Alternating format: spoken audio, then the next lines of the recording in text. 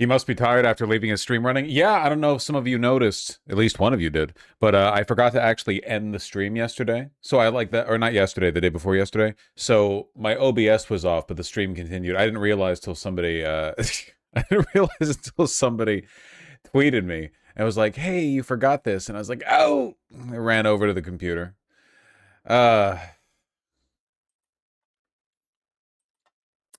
Most professional streamer award. Yes. What's up? What the heck is that? I got some fluff in my beard. Yes, I do. Been known to happen. Hello, hello.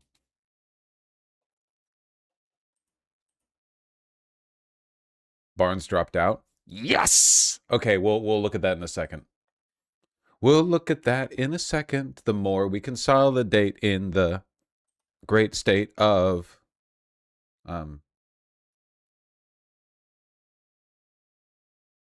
what were we talking about?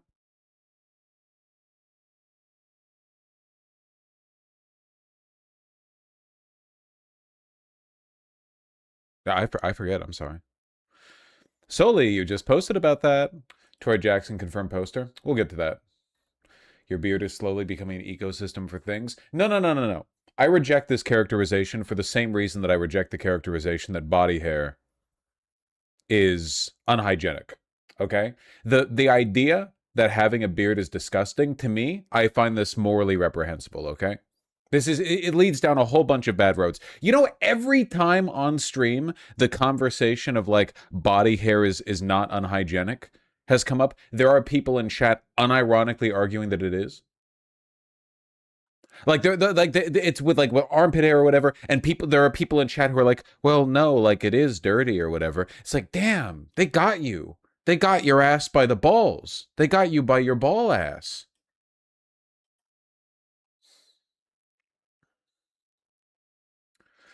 You have trillions of skin mites in your face, whether you have a beard or not. Yeah, but shaving irritates the skin and creates a microbiome that's perfect for bacteria. When you shave your armpits, you're creating an environment that is better for the bacteria. If you have armpit hair, it creates a buffer that allows air to move through, and it makes your armpit less moist. But when you shave it's just skin on skin, and it rubs and it irritates and it creates a bacteria-rich environment, which is what smells, so it makes it more likely that it will smell bad. If you want to shave your armpit hair, that's fine, but like the anti-body hair propaganda has to stop.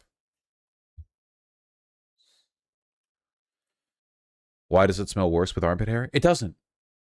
It doesn't. That's not real. It's not a real thing.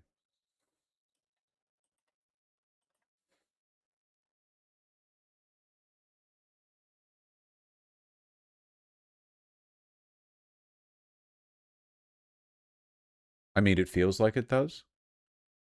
I don't know why I'm arguing with you virgins. Oh, man. Okay. What do we got? What do we got?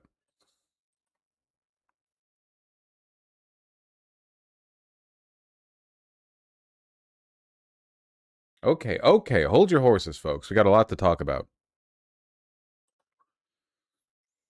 And the final conclusion of this storyline, remember this one? The Appalachia High School in Georgia, there was a school shooter who was given a firearm by his dad. We were talking about how the parents absolutely deserve to be in jail because they ignored every warning sign and just like were just like, yeah, whatever. I don't give a fuck if my kid has a gun.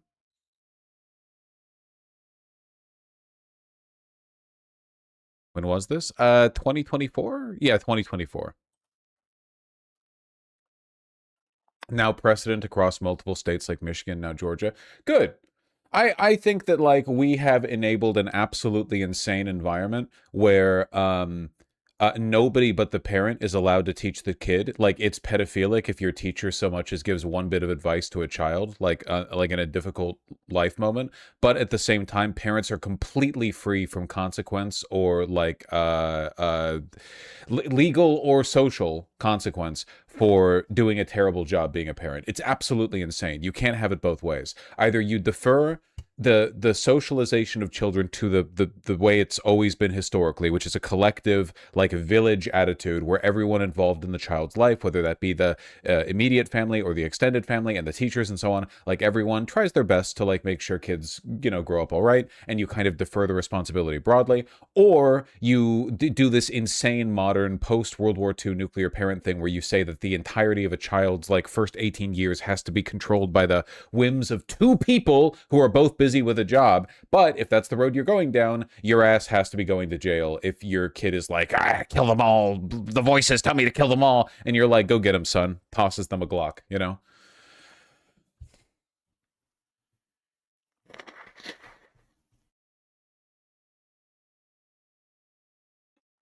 Parents also need to get off their damn phones. Well, the damn phones are the reason why no one's a parent, as we all know. People are like, I don't have time to be a parent. I've got fucking Candy Crush levels to beat. I've got to do my dailies. I can't be a parent. I have to do my dailies. I'm keeping up with 7 gotcha games. I don't have time to be a parent. You're weak and your bloodline is, your bloodline's being halted at this generation. I know, Cobalt. I talked about that.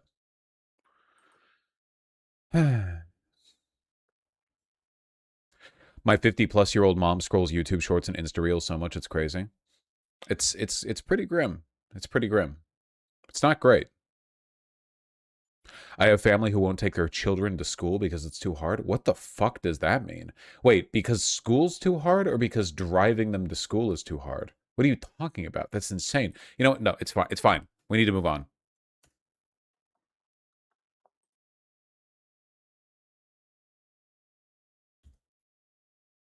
My mom does that shit? Okay, bucko. Okay. Folks, do you want to see some good-ass news? I know you do.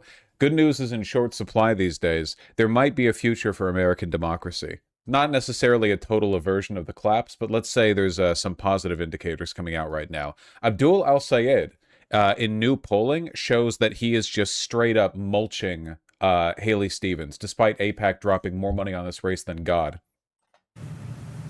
News 8 is your local election headquarters, and new numbers from Wood TV and Emerson College show results that may surprise you in the races for the open U.S. Senate primary for Democrats and Republicans. I was hoping for a little bit more bombast. Can I get a little bit more bombast? 6 News is your local election headquarters, and this morning we have results from an exclusive poll that sheds new light on the Democratic race for Michigan's U.S. Senate seat. The poll by Emerson College shows Abdul el-Sayed with a 15-point lead over Congresswoman Haley Stevens, 54 to 39%, while only 6% were undecided. This poll of 700 likely... That's really fucking good. 54% to el-Sayed. I feel like the primary is basically in the pocket. Don't give up. Don't get complacent.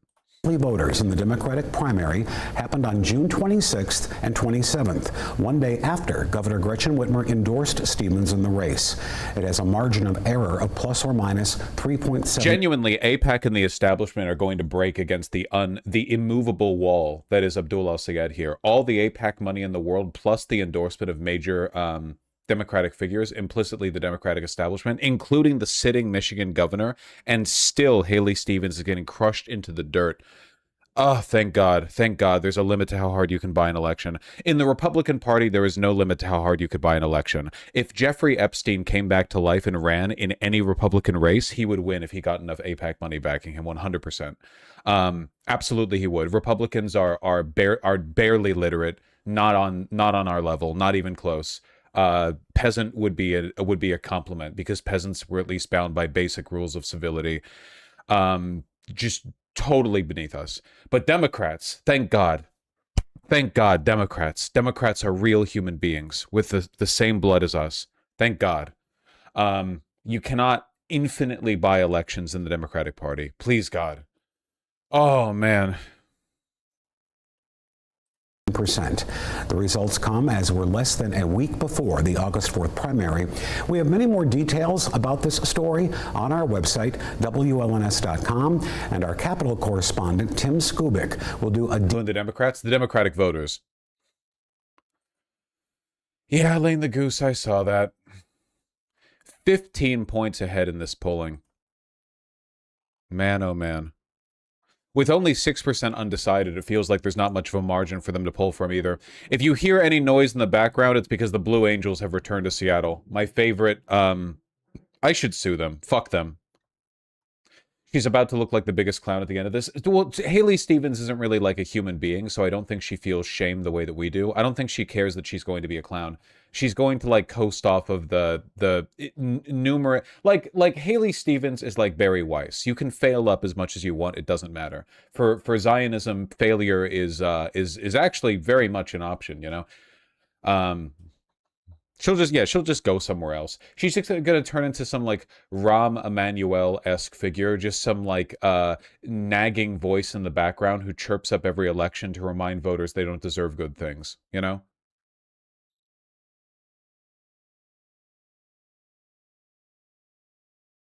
Doesn't this rapid shift in polling seem suspicious though? No, I don't think so. I actually think the polling has been consistently trending towards Abdul El-Sayed's favor. I think that Haley Stevens is just really unlikable, and also the debate between them was both highly publicized, very watched, and also a total blowout for him. Basically, all the media that I've seen evaluating people's opinions on the debate between Abdul El-Sayed and Haley Stevens showed that it was a nightmare for her. Israel might come to her in her dreams, but Abdul El-Sayed comes to her in her nightmares, okay? He was giving her ass night terrors.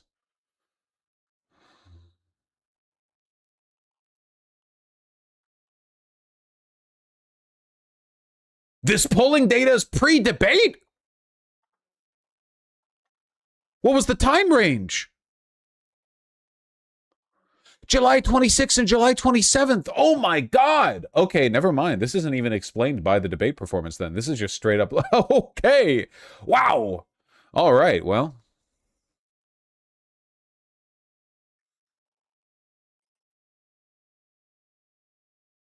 Did she actually see the Israel thing? I get this question a lot because it's actually so insane she said that. But yeah, no, she did say that Israel comes to me in my dreams, but that is true.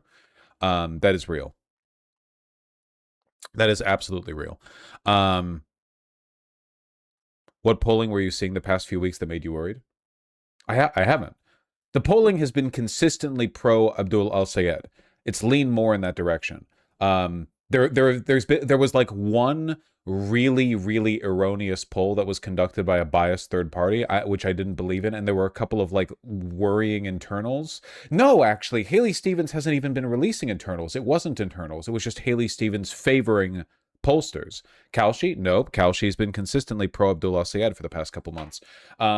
No, I've been bullish. I just want him to win by the biggest margin possible. And remember, all of this is for naught if we lose to Peters. Remember, folks, the establishment has the right to lose as much as they want.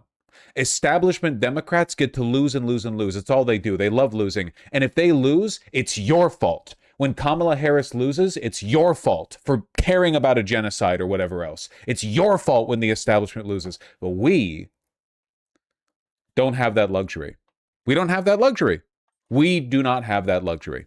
We have to win. Whatever effort we have expended in winning the primary, it has to be tripled in winning the general. Tripled.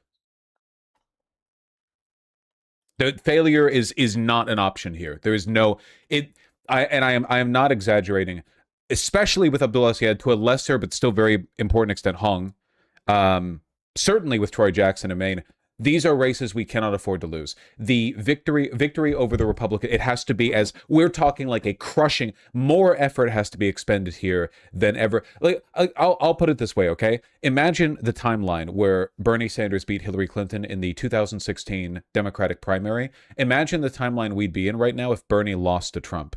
Everything Trump did, every excess, every law broken would be blamed on us. To an extent, the Democratic establishment already does try to blame us for all of it, right? But like in this case, in this timeline, they would have a reasonable pretext for doing so. It would cripple our movement. We cannot lose. We cannot lose. We cannot lose these races. Haley Stevens is the stepping stone that we crush beneath our feet on the rise to beating the general, okay? The Republicans have to be left in the dirt. We have to leave them fucking dazed and confused. I don't even want them to know what was going on. I don't want them to even have a narrative. I want, oh, what the fuck? The Abdul al-Sayed getting inaugurated. I want the Republicans just I want footprints on their faces.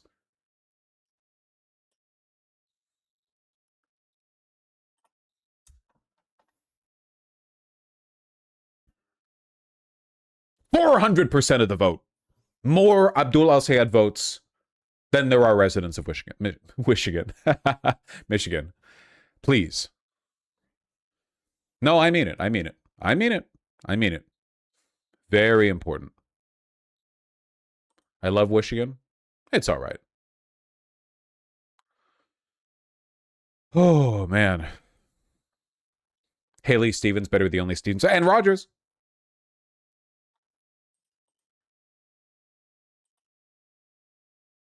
Based on the CNN article, we might actually get 400% of the vote. Yeah. A resounding success in Michigan, Maine, and Wisconsin is going to contribute substantially to the popularity of the Democratic socialist movement within the Democratic Party. Ads, I know. But it's big. Of course, it's worth remembering these people, voters are cattle. These people don't know what socialism means, democratic socialism. The whole term democratic socialism is stupid. Socialism is definitionally democratic. Anything that's undemocratic isn't socialism.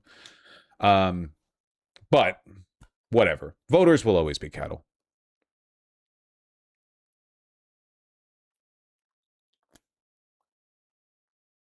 It's a signifier. It's an indicator of how satisfied they are with the establishment.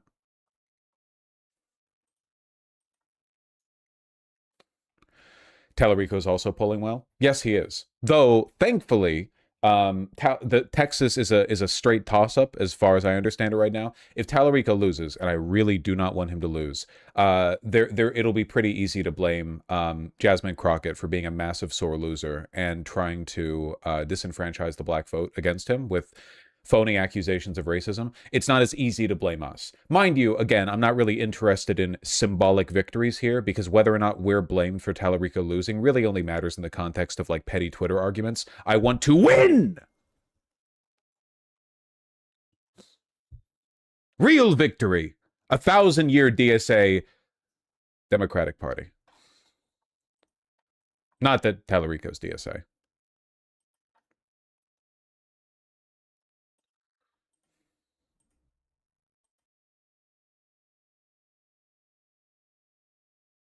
I promised that I would head this over to my editors. 1 second. Sending. A bum bum bum bum bum bum bum. I won't there this time. Bum bum bum bum bum bum.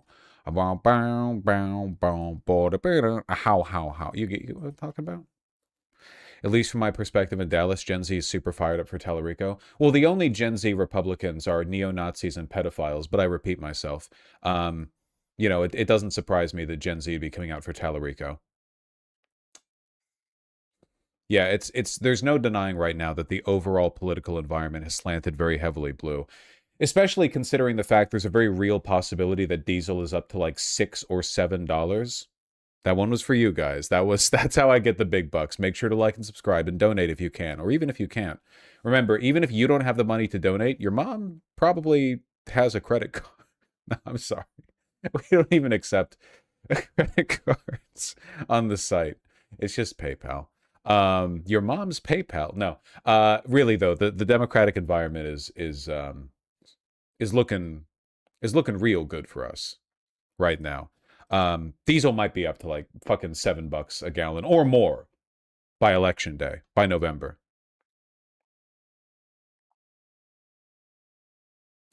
Genuinely, the skew blue is probably due to gas prices and Israeli genocide. Yeah, it's worth remembering that none of this translates into general support for the Democratic Party. The support for the Democratic Party right now is still low. The National Democratic Party is in debt. Unironically, the DSA just got a windfall today. The DSA has more money. What the frick? The DSA has more money than the National Democratic Party. I know that sounds like a joke. It's actually not. The DSA has millions more than the National Democratic Party right now, which is in debt and has leveraged their headquarters for a $15 million loan. So like it's yeah, I know, what a time to be alive, right? Now, what really matters here is not the National Democratic Party's money. What it means is that the National Democratic Party, the DNC, I'm just going to say DNC, is not going to be able to shore up weak races. It's basically down to every individual candidate. If the National Democratic Party doesn't have money to toss towards the local races, it means that every candidate's pretty much up to their own when it comes to fundraising. Which is not great for us because the Republican Party has over $100 million to toss around nationally. Man. Look at this, though. Ohio +8, Iowa +4, man. Okay. What is this polling right here? When is this from? July 29th? Why the fuck are they polling Collins against Plattner? Plattner's only losing by 3 points after dropping out weeks ago? The fucking Collins is barely beating Plattner's ghost? Okay. God, Collins is so fucking hated, man. Jesus Christ. Oh my God. North Carolina. God almighty. Is this the beginning of a power grab by the DSA? And listen, as much as I want to aura farm, it's really, really important to remember that the DSA, if you look between the DSA and the DNC right now, the DSA is the only one actually respecting and listening to the wishes of the Democratic constituency. What is a party but the will of its voters? The DNC tells you, no, good things aren't possible. You're wrong. We did everything right in 2024, and it was your fault we didn't win. The DSA is like, we actually have a transformative vision for the future, and we have legitimate criticisms of the fascism enabling within the Democratic Party, the ineffectiveness of the legacy candidates. The DSA isn't engaging in a power grab because a power grab implies that it's some nefarious behind the scenes, it's a hostile takeover. Nah, dog. The DSA is just giving a better pitch to the voters. That's how democracy is supposed to work.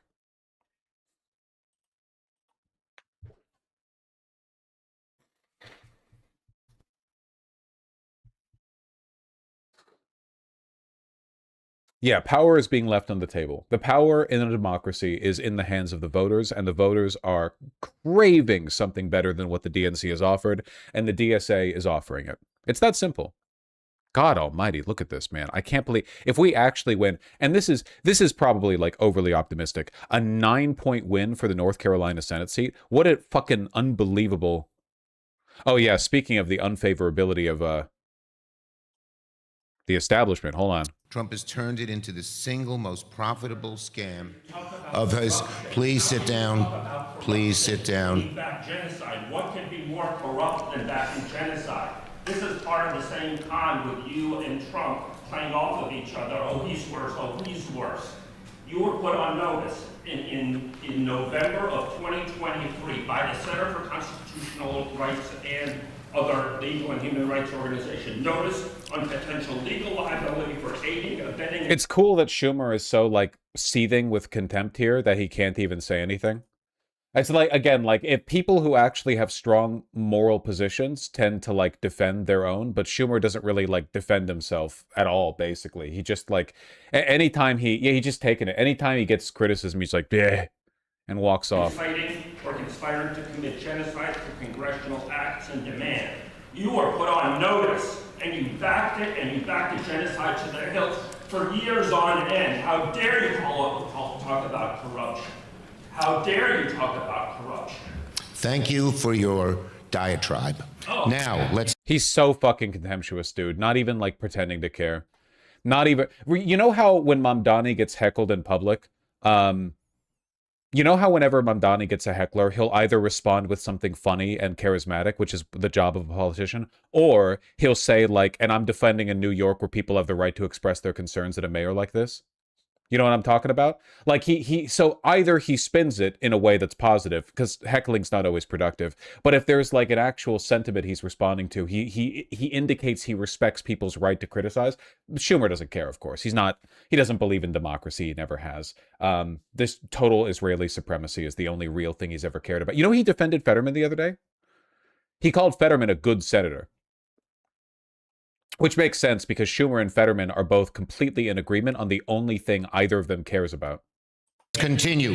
Let's continue and let the people didn't come to hear you. Total contempt. The people didn't come to hear you. No, not even like a nominal respect for the Democratic, I guess, tradition here. Oh, no, I'm the one in power. You forget, I'm the one in power. My positions have more merit because I'm the one in power. The funny thing is that, like, the people actually are here. The only reason this clip has any views is because somebody's talking over Schumer. Nobody gives a fuck what Schumer says. The people who like Schumer don't even care what he says because they understand that he's an empty shell for capital. You should be questioned about your diabolical record. It's amazing that you can show your genocidal face in public, Mr. Senator. Mr. Senator. Based old man. Shame on Public Citizen for not allowing questions to this genocidal maniac. Shame, yeah. Corruption. What could be more corrupt than not allowing questions? Sorry about that. Let's continue with the subject at hand. Knocks the yeah. By the way, Fetterman is losing in polling compared to literally anyone else. Yeah, he's losing to no one, but Schumer still defended him. Again, Schumer genuinely despises you. There's the reason Schumer didn't want to go after Epstein is because there's not a meaningful difference in their positions, which is an overwhelming defense of capital and a complete contempt for the democratic process. They really have no other positions. Schumer is literally worse at his job than any random person in America would be. I would actually choose and I'm being serious here, I would choose a random Republican citizen over Schumer to lead the Democratic Party from the Senate. I actually mean that. I genuinely think the average Republican, cattle-like as they may be, is actually more in line with the interests of the average American, certainly the average Democrat, than this detestable, misanthropic Jewish supremacist. Just like motivated by nothing other than hate and bigotry. It's just absolutely disgusting.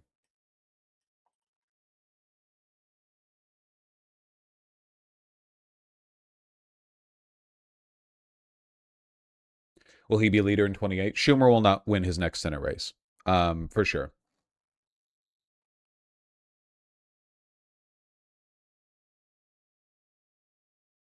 Speaking of Jewish supremacists, our boy Les Wexner's in hot water. What did he do? The Epstein suit Voltron, I see. Epstein survivors' lawsuits against Les Wexner combined into one case. Incredible, really. Les Wexner's like, I'm more powerful than any one of the girls that I raped. And they're all like, are you more powerful than all of us? Pieces of shit. I hate these people so goddamn much. You really have no idea. You really can't even begin to... You have no idea. Anyway, if we're talking about the general environment right now, hold on a second. I'd love to see a little bit of spin doctoring on this Fox News polling.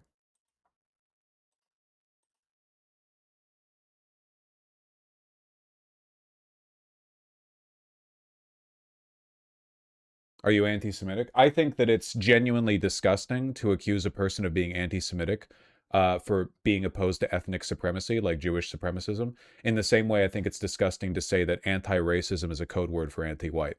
Like, me being opposed to white supremacy doesn't make me anti-white, and anyone who says that, anyone who makes that argument is obviously a white supremacist. Like, I've only ever heard it from them. I've only ever heard that argument from white supremacists. The idea that white supremacy, like being opposed to white supremacy is being opposed to white people broadly. So I don't know why we would make that argument the other way around. You know, that seems a little bit bad to me. I've been notorious for like 6 years now for arguing that there is a strain of genuine black supremacy that the Democratic Party doesn't want to address because they'd rather tokenize black people and count in their votes without having to directly appeal to them. But I would never ever accept an argument that makes me anti-black.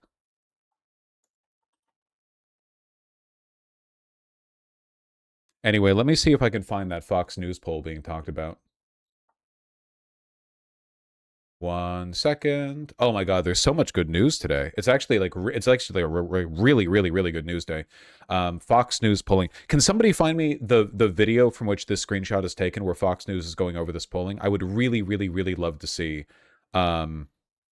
I would love to see this talked about. From July 29th, 3:37 p.m. So it'd be like middle of yesterday or late yesterday that this would release as a video, would be my assumption. I would love to see them spin this. I would love it. I would love it so much. If we could kindly... Would you kindly, please, please, please, dun, dun, dun, dun, dun. I'm just seeing an unbelievable amount of shit about Fauci. It wouldn't surprise me if they didn't want to talk about this.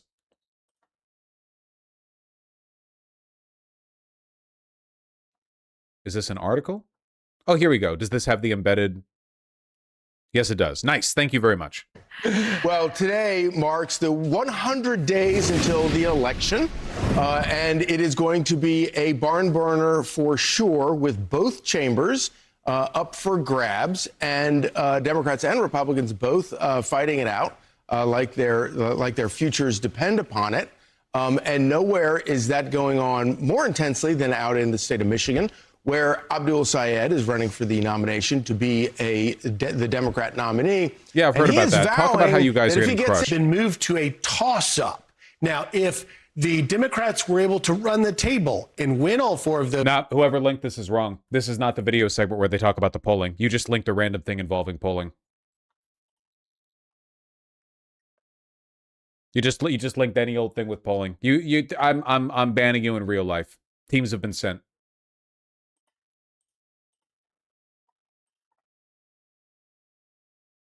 Yeah, I just can't find it. I'm sorry, folks. CNN talking about it? Younger voters are fed up and they want change. That is one of the takeaways from the new CNN polling just out this morning. No, this is CNN polling. Well, you know, give it to me anyway. Give it to me anyway. All year, and he is here with us right now. Hey, I am here. And excited. All right, Anton, you're getting too big for your britches. Yeah, just put the cherry coke in the bag. An absolutely huge. Kamala Harris led in our polling by just 3 points. Look at where Donald Trump is. He was within 3 points of Kamala Harris. Now his net approval rating. Okay, minus 41 approval on Trump is actually pretty insane. On the year, and the average. That's actually really, really bad.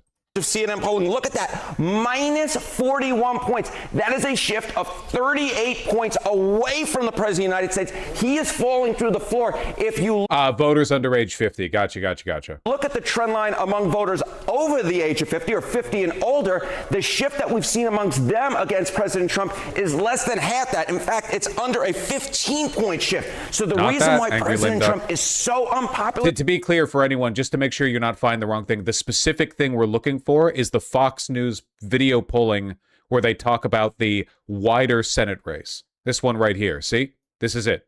This is the video you got to be looking for, okay? It's got this one in here, okay? Okay. Just letting you know.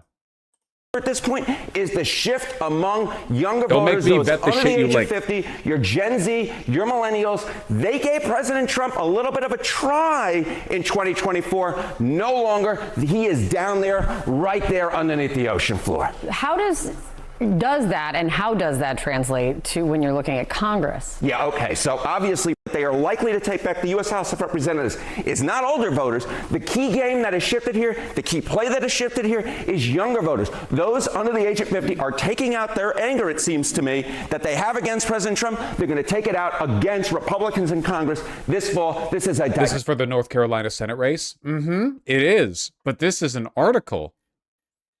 This is an article, not a video. Sorry, I forgot to emphasize the video part. I forgot that when I'm asking for stuff from chat, I have to put in bold and in quotation. It's like a Google search, you know what I mean? You have to put in quotations every specific element of the thing that you're asking for. You know what I'm talking about? Like if I say, hey, I want a video of this poll, people will give me the article on this poll. And if I say I want a video on this poll, people will give me a video of any poll. Titanic type of shift away from the Republican Party and to the Democratic Party. Generally, yeah, ChatGPT would have found it for me by now. Things will pan out. I'm not joking. The enthusiasm gap, if you will. So the most. Those are the big takeaways from our brand new CNN poll that has just come out. It shows Democrats hold an 8-point edge over Republicans among registered voters, and they hold a large 20-point advantage among those who say they are extremely motivated to vote. CNN Washington Bureau Chief David Chalian joining. It might be from a TV broadcast that has not been released as a video. I will acknowledge this, okay? If I was the Republican Party, if I was Fox News, I would not make a big deal out of those Senate results. I would not want to talk those up a bunch. I would not be like, hey guys, oh, here we go, 30-second snippet. Well, you know, it's something. And we had to pull it from a fucking Mediaite Yahoo News. Okay. Tonight we're getting a sense of what's happening in one of the key midterm races in the battle for the Senate. The latest Fox News poll shows Democratic former Governor Roy Cooper has a 9-point lead on Republican Michael Whatley for the open seat of retiring Republican Senator Thom Tillis. Democrats also have an enthusiasm. Okay, so they're not even covering it. They're not even doing punditry here. Gotcha. Their voice is so depressed. In fairness, would you want to cover this? Would you want to would you, if you were Fox News, would you want to draw a bunch of attention to, hey, we looked at the polling and it turns out Dems are crushing in literally every Senate seat. We're taking seats that were initially projected to lean or be strongly Republican, and we have a strong Democrat lead here. +9 North Carolina, +13 in Georgia. Absolutely insane. Disgusting. It's disgusting. Taking seats you've never even heard of. Fucking going back in time and telling the people back in 2024, after learning that Trump won a second time, that Ohio, Iowa, North Carolina, and Georgia are all not only just in play, but favorable to us. God help me, man. God help me. You haven't seen the lower number? In North Carolina, for those extremely interested in the election, Roy Cooper +15. Fuck. Oh, man. Blexus alert. We're going to be making plays the likes of which you couldn't imagine, folks. They're going to be people are going to be posting in Oklahoma by the time we're running up on the general.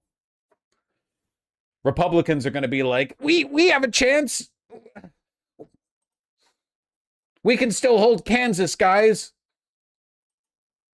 Yeah, man, we might actually win the damn... Yeah, no, the Ohio race is going really badly. Nobody likes Vivek, probably because he's, like, detestable and appeals to no one. And also a bunch of the Republicans are racist. I don't know why they went with Vivek. It's crazy to me. Whatever. It's fine. Here, hold on.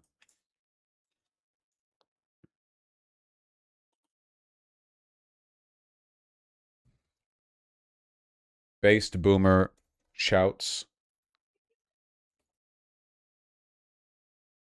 over Schumer.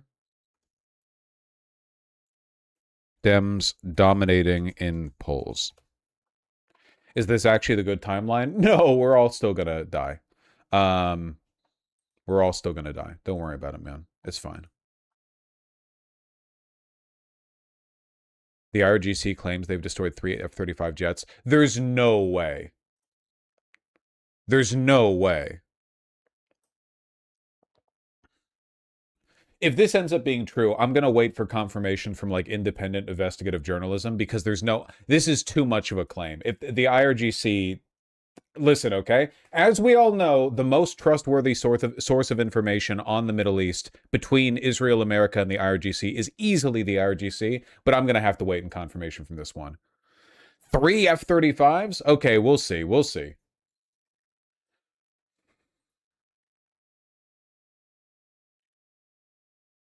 I believe it because it would be funny. That's fair. Drop site covered it.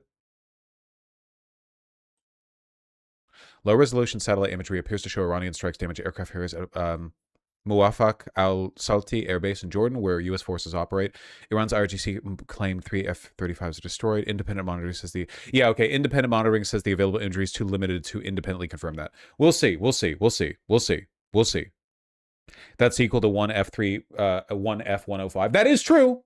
For anyone bad at math at home, that is equal to 1 F-105. That is true. Jordanians are getting silly. Hundreds of Jordanian political, legal, and public figures have signed an open letter demanding the withdrawal of U.S. forces from Jordan. Yeah, I mean, fair. Not going to happen, but fair. Aren't American munitions running low? Yes.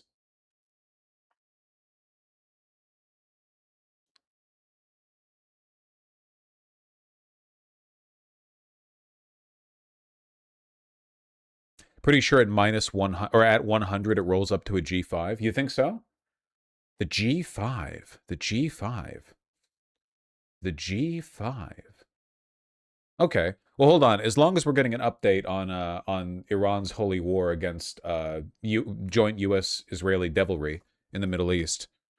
Apparently, Egypt has been struck for the first time. I found this out while browsing the CNN new video tab. What's going on here? Who hit Egypt? Why? I mean, I have a guess. Overnight by the US. Meantime, Egypt says that a fire at its Mediterranean port of Damietta was caused by a drone. Now, this is the first time Egyptian infrastructure has been hit. Eleni with us following this part of this narrative. This will, of course, be fueling fears of a broadening war. Are those fears merited at this point? Yeah, I mean, this is what What the fuck do you mean? Like, there's like 9 countries in the Middle East that are all firing at each other right now. Fears of a broader war. No wonder Americans are such cattle. Sources are telling me, and industry experts, so I was alerted to this late last night, Dubai time, and there was shock in the industry that Egypt and Damietta port was targeted. It is a crucial port for Egypt. It is strategic. It has an LNG terminal. It is on the Mediterranean. And then initially it was a fire that erupted on the Energos Winter, which is a fuel storage unit as well as a regasification unit. That fire then spread onto the gas log vessel as well. And you can see some of the images of the fire as well as the smoke. Egyptian authorities extinguished this fire and then confirming today that indeed it was a drone strike. Now, damn, Iran getting spicy with it. Well, Egypt is 100% a legit target. Also, apparently this was like a U.S. gas storage tanker in the port. So like double legit target.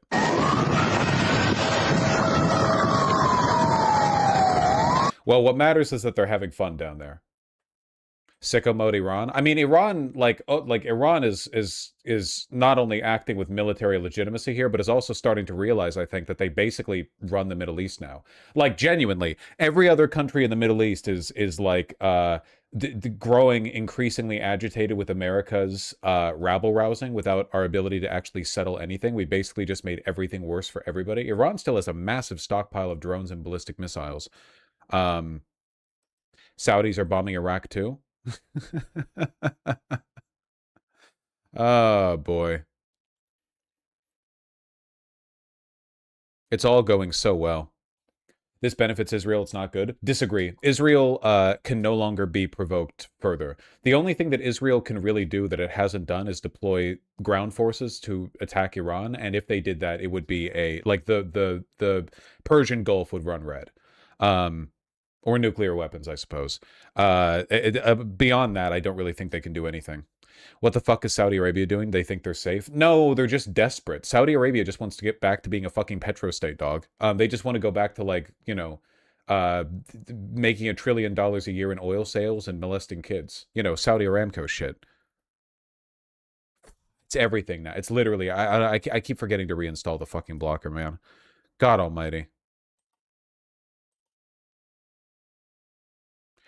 Iran hit a Chinese building in Kuwait, probably by accident. It'll probably be fine. Didn't China just sell a bunch of weapons to Iran? Or was that fake news? China weapon sales Iran. Yup. Just getting silly with it. Shoulder-launched missile systems. Hell yeah, brother. Rumors? Sources say? Well, I mean, you know.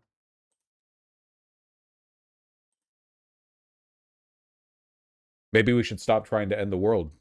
Have you considered that? Have you considered that America, Israel, and our proxy vassal states in the Middle East should stop trying to end the world?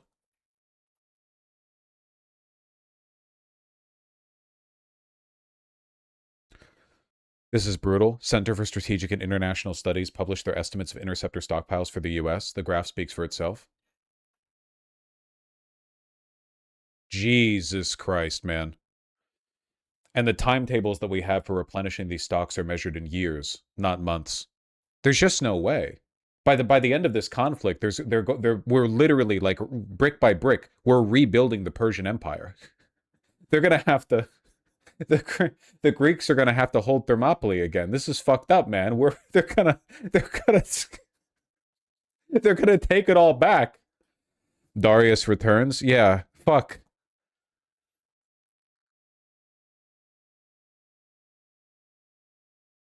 If Taiwan kicks off, I can't see us being able to defend. No. We cannot defend Taiwan anymore. Like, listen, to be clear, I think that China, before I spoke from a position of military authority, I think America should defend Taiwan. Now I think that China should not attack Taiwan, but if they do, America shouldn't get involved because we would just lose too. I morally, if we could stop them from taking Taiwan, I would agree with it because we have a defense pact. I just think that now we'd lose. I think we'd lose now. So I don't know if I want to I feel like it'd go badly for us. Or give Taiwan nukes. Do we even have nukes? Have we like sold those? Have we financialized them? Has like private equity bought up the, for all we know, the Department of Energy has like sold off the rights to maintaining our nuclear arsenal, and it's all being like, maintained by BlackRock at this point.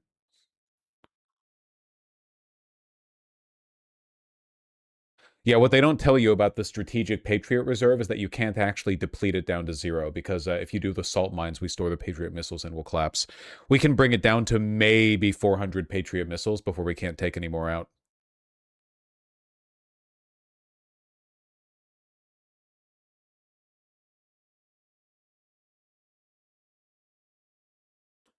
CSIS reported the graphic on screen. Yeah, why not? No fucking interceptors, man.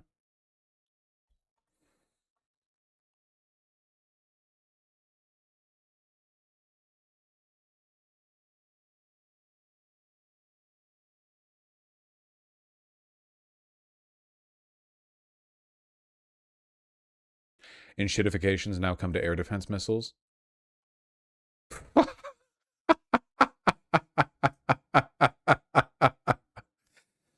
Oh, man.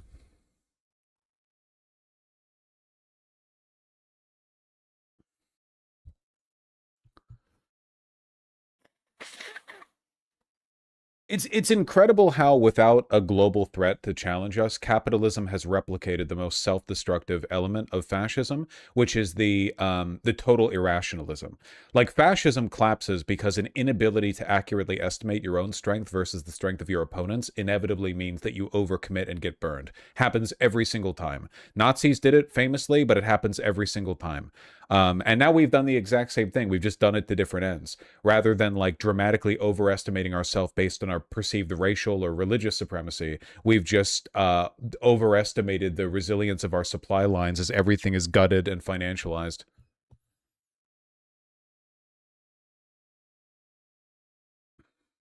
We get better footage this time. The PAC-3 interceptors cost an estimated $4 million. Far more than the $35,000 typical price tag of an Iranian Shahed drone. God almighty.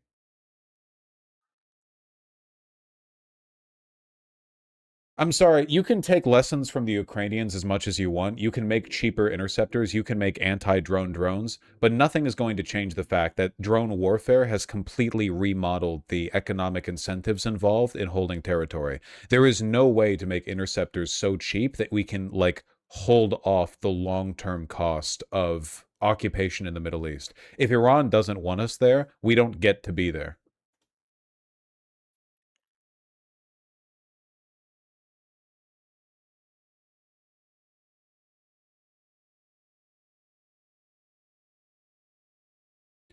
Like, defense companies have been fucking with the U.S. government slash taxpayers since the end of the Cold War. Keep in mind, the U.S. government is completely fine with this. The U.S. government, the people who represent us in government, are completely fine with it. They all know what the game is. They all know that when they push for additional Pentagon funding, they understand that the whole point of this is to use the Pentagon as a discretionary slush fund for the accounts of, like, every fucking contractor, every defense contractor, and every contractor the defense contractor uses. Just a big chain of money flowing upwards, you know? Drawn from the taxpayer base up, never to flow down again. They know that's the point. Like, they're aware of that.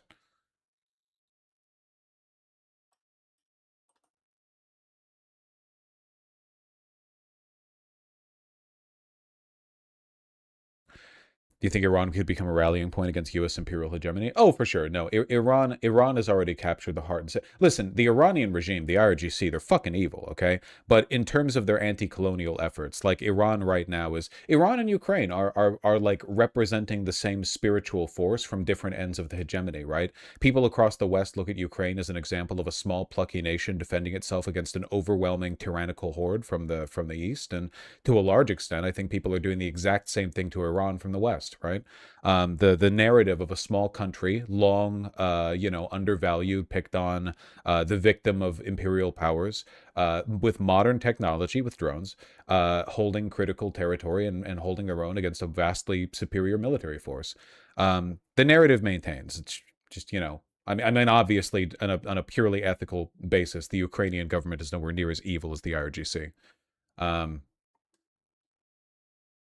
You get me. You understand me. God, those fucking Blue Angels, man. They're doing tricks on it back there.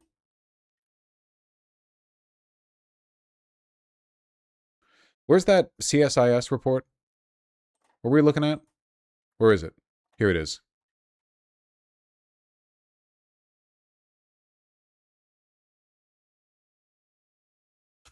Breaking report reveals U.S.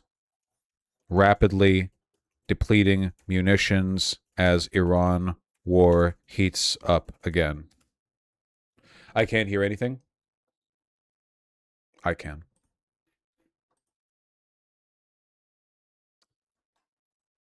What are the Blue Angels? They're, yeah, the Blue Angels are in Seattle right now, yeah. They're Navy trick pilots that show up in cities every now and again and terrorize the residents by flying at very high speeds low to the ground so everyone's windows rattle.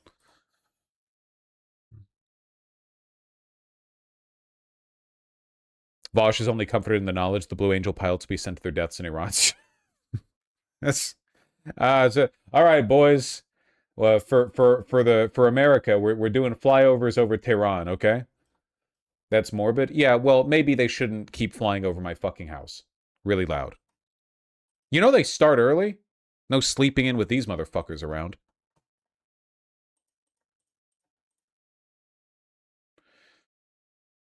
IDF rebelling. No! We want to go back to killing and fucking kids! We want to go back to sniping the knees of Palestinians peacefully marching to the border fence that we built with the automatic turrets. Don't make me fight people who can fight back. Ah!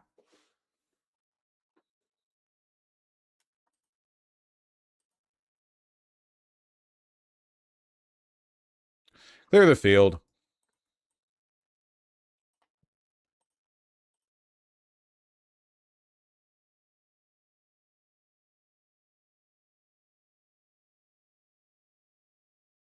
Hold on. What is this clip? Why do I have this? What is this? Hello? Hello? Lag? Lag? They're rebelling because their commander disallowed their weird shrines and shit in combat? Wait, what? They were building like weird little effigies and totems of death and their commander was like, please stop doing that?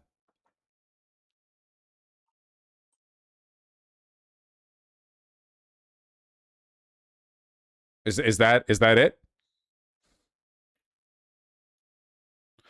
Dozens of IDF soldiers desert Timan base after commander takes down banners and disciplinary actions. Oh, great.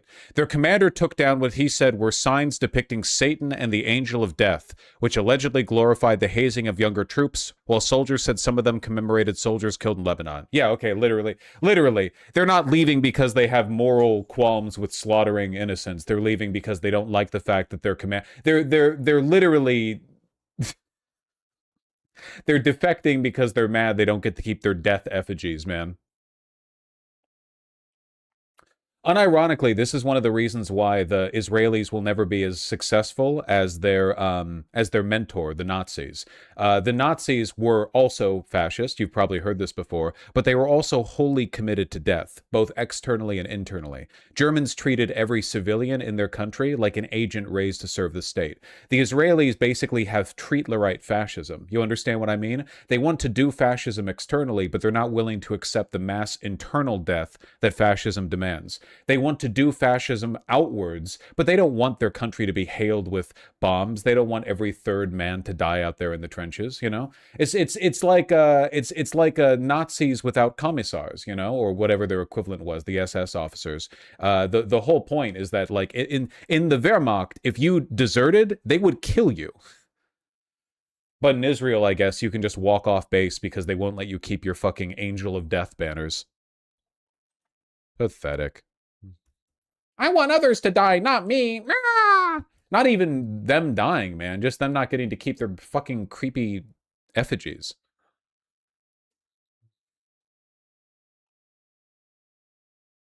Have you seen the combat Torah scrolls? Torah? Sorry, not Torah. Torah scrolls? Yeah, I've seen it. It's pretty goated, to be honest with you. I'm not gonna pretend there's not some aura in here. I already knew they were fascist, religious, ethnic freaks, like ethno-supremacists, you know, like drawing the Hebrew star over the Gaza neighborhoods they've destroyed. I'm not gonna pretend it's not aura, you know?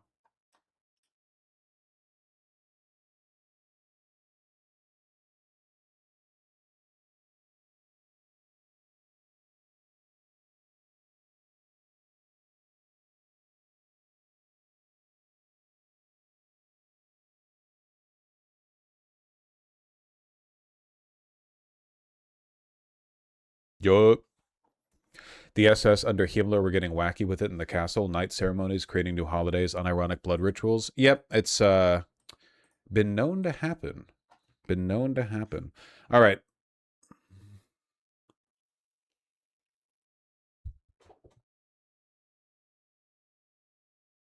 It's a lot of links, folks. Way to get in the country, and anyone that skips the line is just like if me or you were waiting in a steakhouse and some jerk just skipped the whole line and said screw you, screw you, screw you, and screw you. There's a right way to get in the country and a wrong way to get in the country. And for the people that are doing it the right way, congratulations. And for the people that are doing it the wrong way, well, unfortunately, that's... I don't give a shit about this guy. Fuck this guy. We have more good news to look at.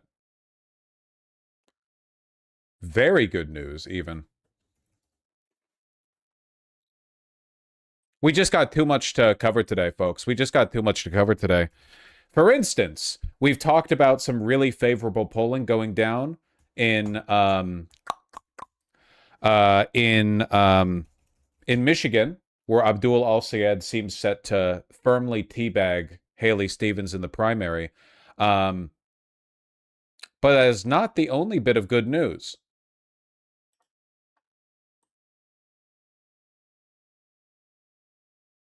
Mandela Barnes dropping out of the race, we just learned. Have you heard that yet? I heard it about 30 seconds ago. Yeah, surprised, but he needs to do what he needs to do. I don't know why he's getting out. I have to believe it's something relatively important, but at the end of the day, it's his call. Mandela Barnes is dropping out of the Wisconsin governor's race. Breaking news. Yeah, the field's shrinking again, folks. The field is clearing even further for Hong. Breaking this afternoon, the Democratic field for governor of Wisconsin is shrinking again. Former Lieutenant Governor Mandela Barnes dropped out of the race this afternoon. He is the third Democrat to leave the race ahead of the primary on August 11th. A poll released this week shows Barnes trailing well behind Wisconsin State Representative Francesca Hong. According to that poll, Hong has 38% of Democratic primary voters in the state, followed by Barnes with 16% support. Not much video news on this because it literally just happened, but Hong is 100% going to win the Democratic primary for the governor's race in Wisconsin. The polling has slanted so heavily in her favor, and with Barnes dropping out especially. I mean, not to suggest it wasn't going to happen anyway. It was going to happen anyway, but still, Hong wills it. 30 to 50 feral Hongs. Oh, man. Yeah, Barnes says it right here. It has become very clear who our nominee is going to be, Barnes said in a video posted to social media, later adding, we have to do everything we possibly can to defeat Tom Tiffany. And that's exactly what I'm committed to doing for the next 96 days. Let's fucking go! God damn, man. Wisconsin's the most base Midwestern state. Okay, bucko. Hold your horses. Let's win the general too, huh? Let's win the general too. Oh my God. Hold on. Let me find Barnes' social media. I want to find Mandela Barnes' social media. Is he just dropping out because of all the sexual assault allegations? It looks like that might be the reason why. Democratic officials in Wisconsin are bracing for damaging media reports about Mandela Barnes expected to hit in the coming hours. Coming hours?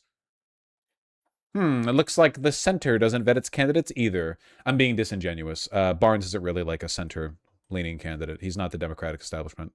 Here we go. Here's the video. Thank you. I don't know why it took me so. Here we go. Last night I had a very difficult conversation with my staff.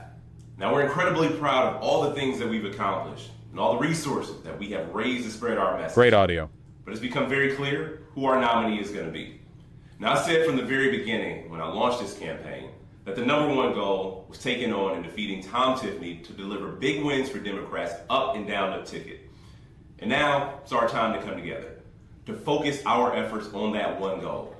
We have to do everything to beat Tom Tiffany. This is life or death for Wisconsinites who are losing their health care under a Trump administration, people who can't afford child care, the folks who are being squeezed by bills while the rich continue to get richer.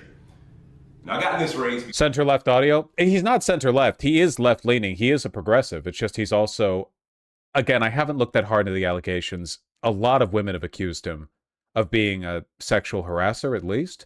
I really don't know the details. I guess in a couple hours more info is going to come out. So it seems like he's just personally terrible. There's a reason Francesca Hong is the DSA endorsed candidate and he's not. I'll say that much. Because we're living in a rigged system. The rich are getting richer while the rest of us are left scrambling for crumbs. I know this firsthand. That's why I've always fought for better. As a legislator, as an organizer, as a lieutenant governor. Now, while I may be suspending this campaign, I'll never give up my fight for Wisconsin. I'm incredibly grateful for all the folks who joined this campaign, for the people who believed in me and this movement, knew that we had a real shot at creating opportunities through bold action to improve quality of life for every single person. How does DSA know when someone has skeletons in their closet? Excellent question. In reality, like vetting is a how do I put this? I don't think it's that difficult to vet a candidate if you have the resources to do so. You basically send out detectives who comb through their history, their social media history, their personal history, and phone up their partner, their exes, everyone, and you're like, hey, no, level with me, like be real with me. How is he? You stalk them essentially. You gang stalk their ass.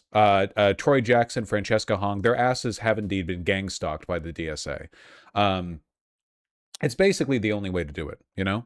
In this case, Barnes over here, again, apparently more than 50 women have alleged stuff against him. So, like, it would not take long. It would not take much digging to find it. Is this the kind of thing a PI would be hired for? Yeah. This is the kind of thing a PI would be hired for. The DSA probably has a dedicated team of private investigators or people who do that work, you know, who moonlight as PIs, who do this work for them, you know? You need like a crack team of investigators to look over people. Hey, this guy looks promising, look over him, that kind of thing. It's, you know, it's their job. That calls this place home. Now, we have to do everything we possibly can to defeat Tom Tiffany. And that's exactly what I'm committed to doing for the next 96 days. Yippee!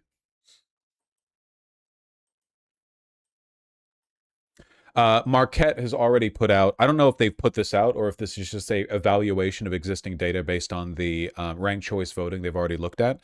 New overall race standing after Barnes drops out and his voters are reassigned according to their second choices. As you can see, nobody clears Francesca Hong.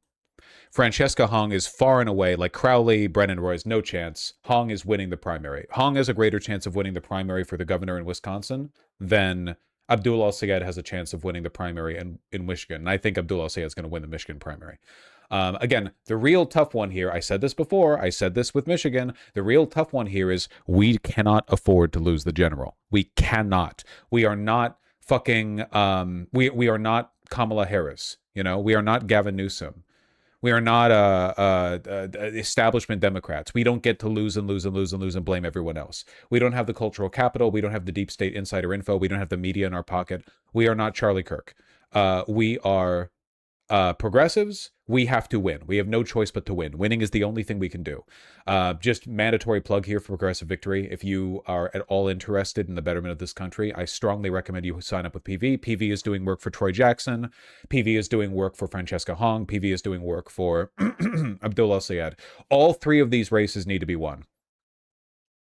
Like, there is no complacency here. There is no daylight given to arrest here. With 100% on board. I am not joking when I say that, like, I feel like I don't ask that much of you guys. I feel like for the most part, I don't engage in the kind of performative Twitter leftist LARPing where I act like everyone has to be an activist 24/7. But I genuinely think that your ideal, like, life right now is one where every day you are asking, is there something I can do to increase the chances of those three people winning the general? Troy Jackson, Francesca Hong, Abdul Al-Sayed. If you like, they need to crush the Republicans. I do not want this to be close. Also, Tallarico. I'm not saying that you shouldn't do this with Tallarico either. And Tallarico needs to win by a decent margin because the Republicans in Texas are going to do everything in their power to fuck him over. There's a very real possibility that democracy dies in Texas because they can't accept the Tallarico win. They are insane. The GOP in Texas, they are fucking freaks. They're animals. They need to be beaten. And Flanagan is saying, yes, there are many races worth paying attention to. I'm just saying that, like, I think we have a particular moral obligation. We have made the case to voters, we progressives, we DSA, whatever. I'm not DSA, you know, officially. We have made the case to voters that we have something better to offer. But that promise means nothing if we lose. It means absolutely nothing. There are no spiritual victories here in politics, right? You either win and get the opportunity to deliver, or you lose and everything you said is for naught. It's that simple.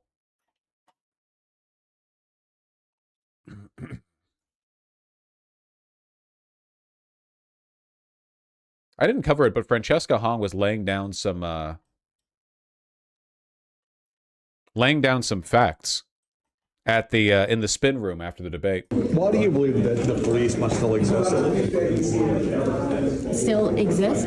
Because the reality of this moment and in the types of public safety systems that we have, I want us to be sensible and realistic, but we know now that the billions invested in the criminal legal system is not working. We are spending on incarcerating an individual more than tuition for UW-Madison. That, you know, this is about making sure that local law enforcement, is working with community, that we are taking resources from the state and investing in things like public education, victim services, out of school programs for our kids to go and have a great, like, be able to be themselves. These are things that data and facts have shown that prevent crime. Again, if you want to be tough on crime, you better be tough on causes. I really like that line. If you want to be tough on crime, you had better be tough on causes. I don't consider her to be that much of, like, a zinger candidate. You know, she's no Mamdani. She's not, like, super charismatic. No hate. I like her a lot.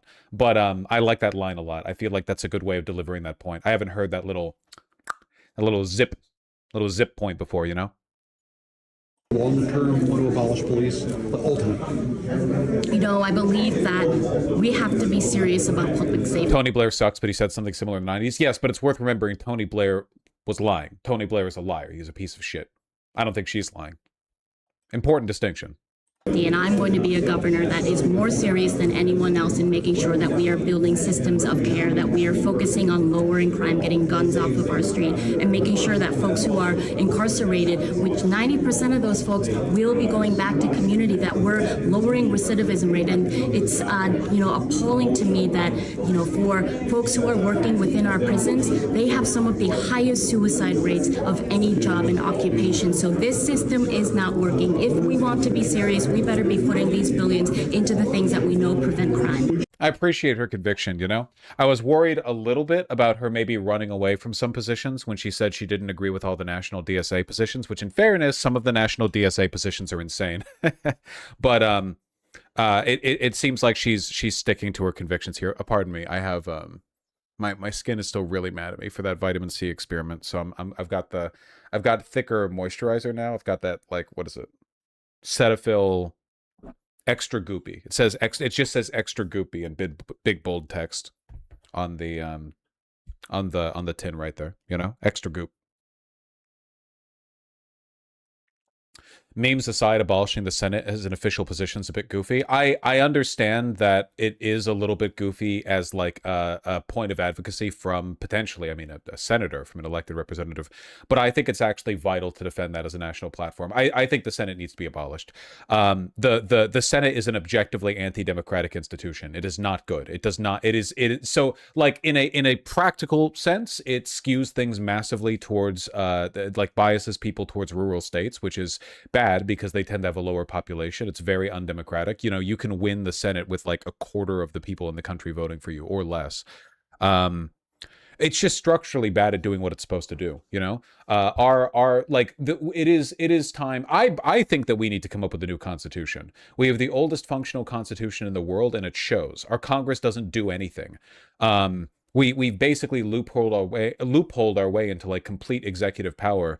Congress doesn't do anything. The fact that you can just pork ride bills, it's all pork barrel politics, top to bottom. Congress is extremely ineffective. Like, it's genuinely a bad institution. It's bad at doing the things it's supposed to do. This isn't even just like a lefty position. I think defending the Senate is defending, as far as I'm concerned, Jeffrey Epstein. Defending the Senate isn't even really about defending any specific set of political positions. What you're defending is the rot itself. You're defending the ineffectiveness of Congress. You're essentially acknowledging that liberalism has failed, that liberalism offers people no new answers, and you have no better ideas, so the only thing we can really do is like trim up the edges of the garden and watch as the world burns. Just totally unworkable. I think the only real reason that like it's not a more popular position, the abolition of the Senate, is because people aren't brave enough to say it. They can't imagine a transformed world. But things like removing the Senate, this would have been child's play to the founding fathers. 250 years ago, the idea of these big transformational changes, hell, it was less than a century ago that Italy voted on whether they wanted to be a republic or a monarchy. Big transformational changes to political systems are possible, and if you argue otherwise, as far as I'm concerned, you're riding with Jeffrey Epstein. You're in favor of neoliberalism being the vice that clamps us into a position of ineffectiveness and rot as we sink down to the bottom. It's like you're binding us so we cannot move, we can't escape, we can't swim to the surface. We just sink and sink and sink and sink and sink.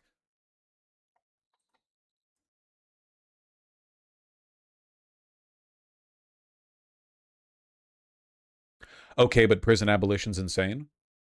Yeah, that's true. Yeah, no, that's true. That's true. Yeah, no, that's true.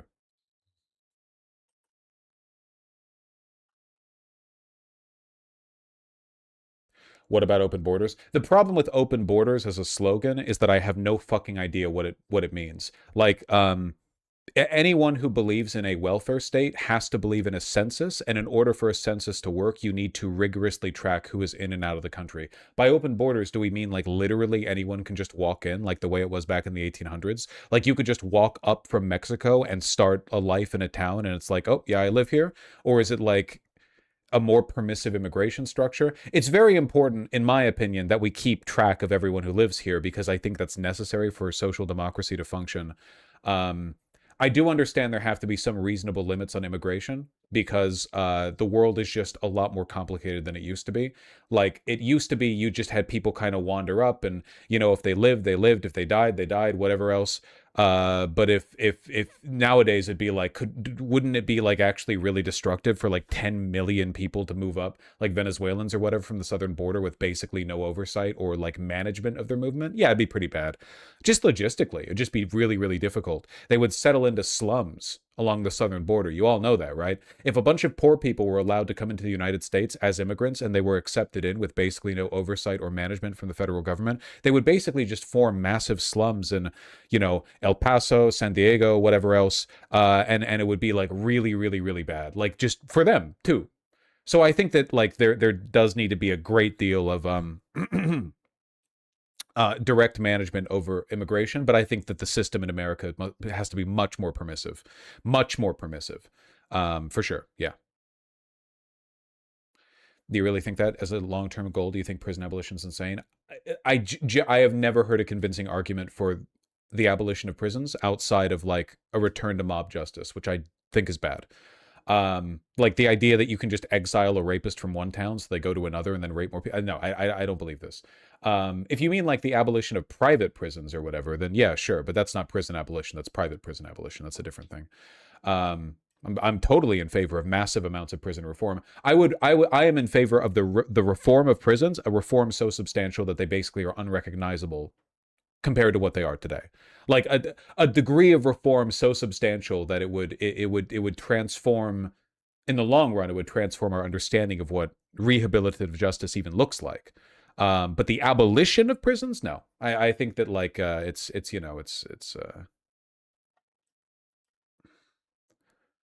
again, it's just a slogan. It's slogan politics. Let's not argue the slogans, you know? I feel like getting too in the weeds arguing the technical definition of punchy, like, bumper sticker slogans is kind of like what people did with the Black Lives Matter thing. Like, the point of Black Lives Matter is the implication that society values them less, and you're arguing against that. But then it's like, okay, well, are you implying they matter more? Or like, well, people already knew they matter. It's like, why are we arguing? The sentiment behind the bumper sticker is what we're arguing for. The point of the slogan is that it fits in the bumper sticker. I don't expect every protester to shout out like a treatise of 4,000 words where they describe exactly what policy they want implemented. I understand that sometimes you got to truncate that shit. Yeah, you get me. What was I talking about? Oh yeah, Mandela Barnes drops out. Barnes drops out. DSA candidate Francesca. How am I blanking on how to spell Francesca? No, I got it right. Yeah, Francesca, but it's Che, because English is a confusing language. Hong.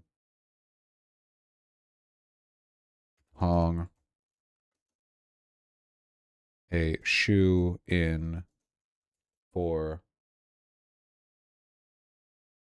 primary. It's Italian, lol. Yeah, but borrowing words from other languages and like selectively adopting their grammatical rules is why English is confusing. Like, that's the reason why English is confusing, because we've borrowed a fuck ton of like we've borrowed selectively like British pronunciations and spelling, French words, Italian words, Spanish words, and then we just like select which rules we follow arbitrarily based on like what catches on. That's every language? No, not necessarily. That's not every language. There are languages that incorporate foreign words more. All languages do that? Not necessarily. Also, we do it more here. English is the biggest language in the world because everyone uses it. I love Japan borrowing random English words, lol. Yeah, but the difference is that when they're incorporated in, like, when they incorporate English words in Japan, everyone understands that it's okay, like, oh God, you're gonna piss me off. No, this is different. It's a different thing. Fuck. But I'm, Kierkegaard. Yeah. It's different.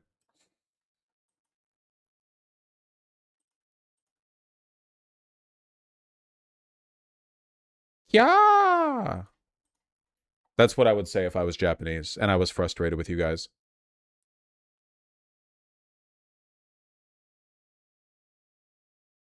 Oh, Soka. Nani?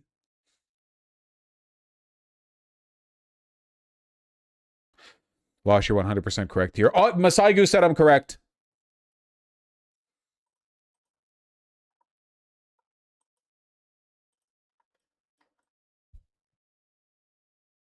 Soka.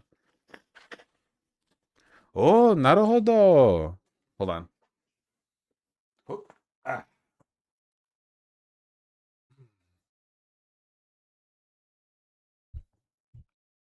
Okay.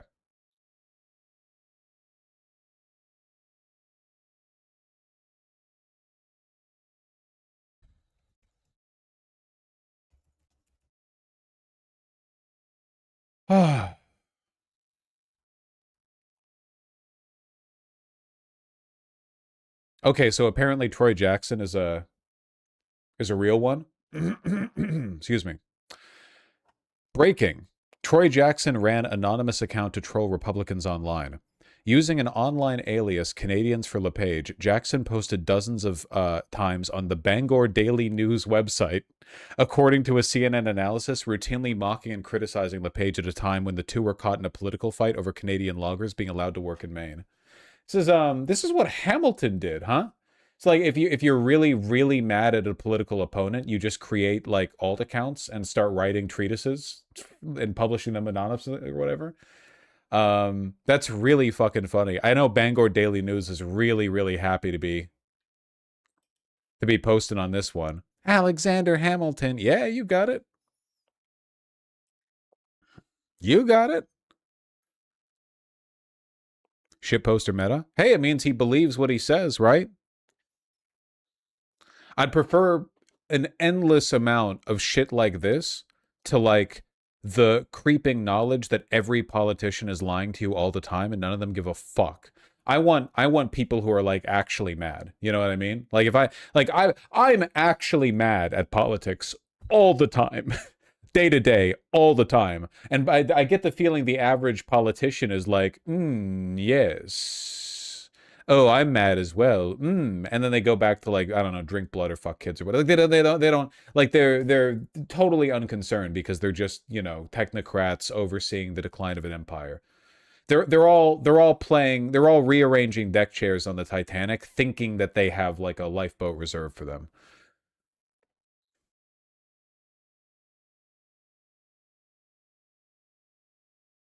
He actually talked about it?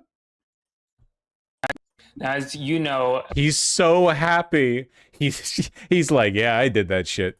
About any campaign, opposition research is a big part of it. And today we got a report from CNN that suggested you ran troll accounts in your past to troll Republicans online.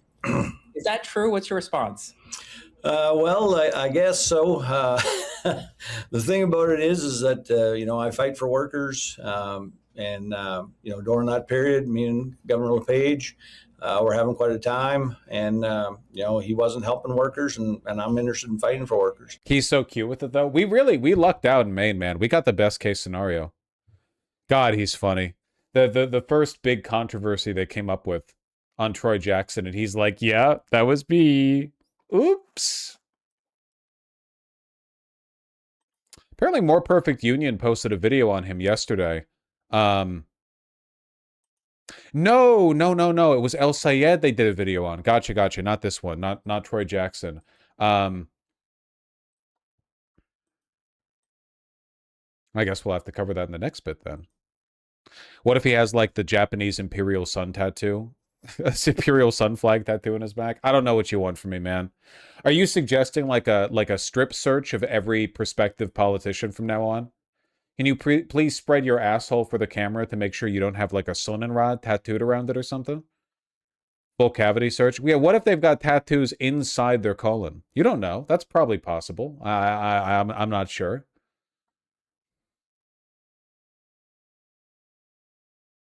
Got a hachimaki on his wiener.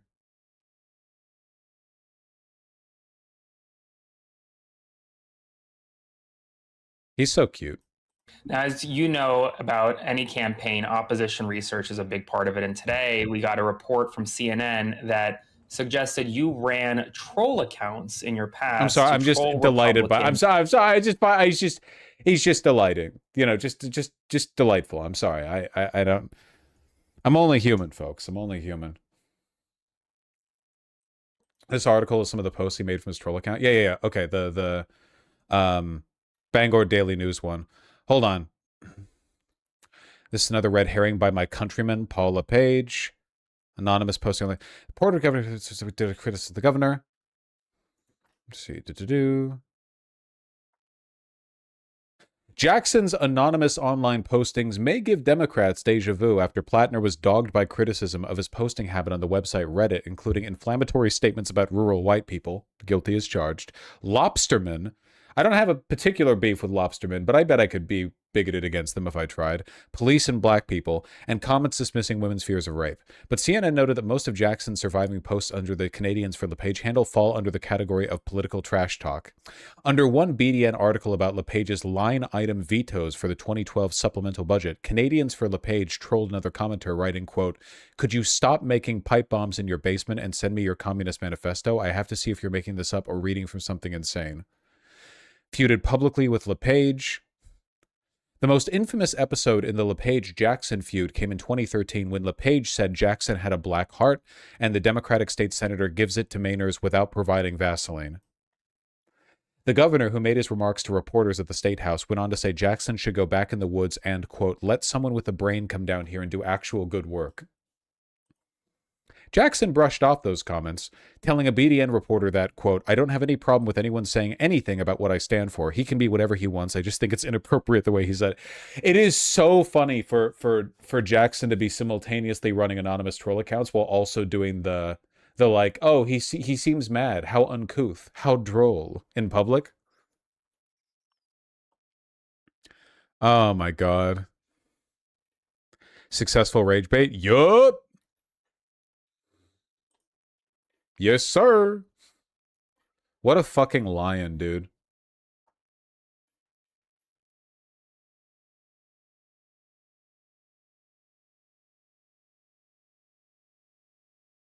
Let me see if I can find a broader coverage of this. The Republicans really have nothing on him. He's going to beat Collins for sure. He's winning only by a couple of points in the polling averages that I've seen. I just typed in Troy Collins, Troy Jackson. It's funny how the brain mixes signals up like that. Oh, new ad runner out just 5 hours ago. Hello. Susan Collins promised she would only serve 2 terms. She made that promise in the fall of 1996. 30 years later, Susan Collins is still in Washington. Who has she served? She has served Donald Trump. She voted with him 96% of the time. She helped deliver enormous tax breaks to the corporations and the wealthy on our backs. And she voted to confirm Kavanaugh and Gorsuch, the Supreme Court justices who overturned Roe versus Wade. And what she says in Maine does not erase what she does down in Washington. We can defeat Susan Collins, and we can take back that Senate seat. So if you've ever been ignored, underestimated, pushed around, or told that you have to wait your turn, well, the Bro sounds like he's pre-World War II, parentheses based. Yeah, because American regional accents have basically died out since World War II. For the most part, like, Americans used to sound really different all over the country, in the same way that there are a bunch of, like, micro-regional accent differences that you can appreciate across, like, the UK or whatever. But over the past 100 years, they've declined because everyone just listens to the same movies and learns how to talk from them. It's pretty unfortunate, you know? Nowadays, like, no matter where you're born, everyone in America's watching Mr. Beast, so everyone just gets the Mr. Beast voice. Cut the line. I'm asking you to stand with us in this campaign. That's unfortunate. It's unfortunate. It's one of the reasons it's really important to protect local culture. You just have to understand it's going to change with time, too. Yeah, the most recent polling that I've seen is from 9 days ago. Keep in mind, this is before Troy Jackson got officially accepted as the replacement for Graham Plattner. 3% up on Collins, which is not amazing, but the favorability index is really in his favor here, with Collins at -18 and Jackson at +5, which makes me think that name recognition is the primary thing driving this difference. As he runs officially, I think that this is going to pull ahead. And if he could end up winning by 5 points or more, I would consider that a blowout, considering how fucking resilient Collins has been historically, you know? I think that would be big.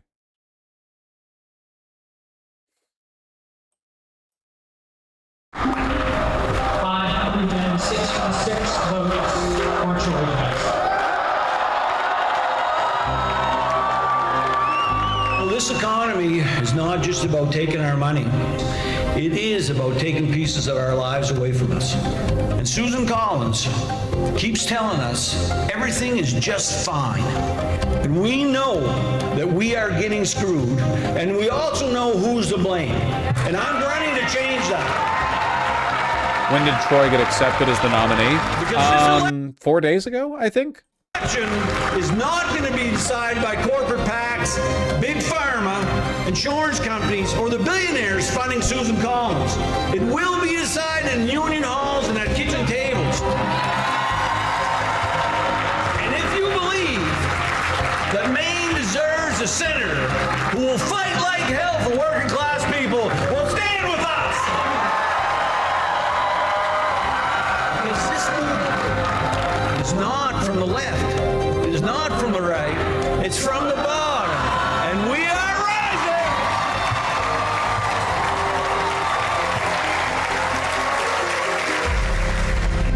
The rhetoric is important. It's worth remembering that Republicans have gotten what they wanted in this country in large part because they've done the same thing. Republicans don't really frame what they're doing as a takeover from the right. You know what I mean? Like, the Tea Party wasn't successful because they were lambasting other Republicans for not being far right enough. It's that they were accusing the rhinos of being fake Republicans. Like, this is how politics works broadly, you know? The average person is not capable of really understanding the political axis to the extent that a political axis even exists. You would never want to campaign on being like, it's time to go more left, you know? You want to you want to hit on what actually matters. No, it's very, very good. It's very, very good.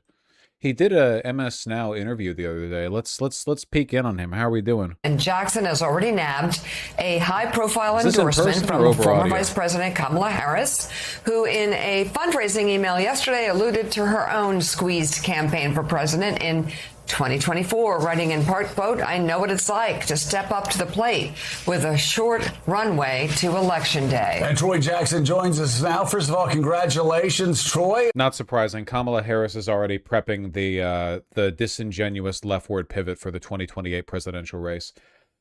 Endorsing Troy Jackson is her own little signal that she's moving away from Biden politically. Don't trust her. I don't care what she does or says. She's had enough opportunities to rebrand. She didn't do it when it counted, 2024. I would have been willing to forgive a lot of really nasty shit she did and supported and said if during the 2024 race she had just unambiguously said, I'm breaking with Biden, I disagree with him on this. But she didn't. She subjected us instead to Trump too. The country's now being raped to death. We're all being raped. And it's her fault. And it's the DNC's fault. So... you know, yeah, no. On a big convention win. Wow. So Kamala talked about her very short campaign. Kiss the ring, Morning Joe. You're going to be facing the same thing. How is yours going to end differently? Well, I appreciate you guys having me on. I mean, I think the difference here is that, people in Maine are fed up. I mean, they got, health care that's gone out of control. We're losing hospitals, losing birthing centers. The economy is awful, tariffs and things like that. And I just think that, people in the state are ready for, a change. They don't want a senator like Susan Collins that, was giving tax cuts to the wealthiest people. I'm a fifth-generation logger from Maine. I've been fighting my entire career to make life better here in Maine. And that's why I think people are going to come this way, because they know me, they trust me, they know I've been fighting for them. Notice the establishment's not opposing Jackson nearly as much as they were opposing Plattner. Means he's weaker. You means Jackson's weaker? Hard disagree. The establishment had an easier target in Plattner for two main reasons. One, a bunch of really damaging personal shit, and two, Plattner was much more committed to invoking broader anti-establishment rhetoric.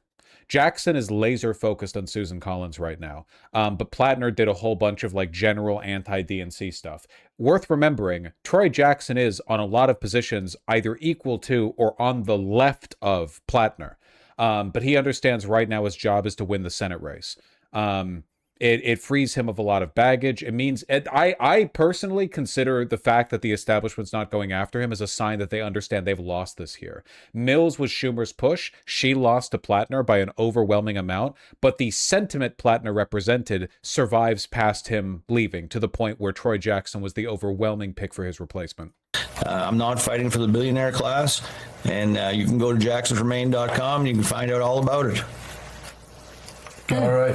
Well, and Troy, maybe you can help us explain to people that watch this show the dynamics of what Susan Collins, what Republicans did when they voted for what they call the One Big Beautiful Bill, while also extending Trump tax cuts. So billionaires and multinational corporations got, bigger tax cuts, but Medicaid was slashed. And what we've been trying to... Troy hasn't mentioned Israel yet. That probably helps. He has. He has called, as recently as this month, I think July 9th was the last time he made a statement on it.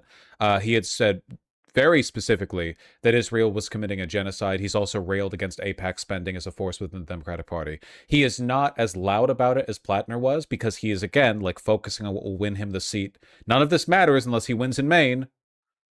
But yeah, no, it's his position on this is not secret.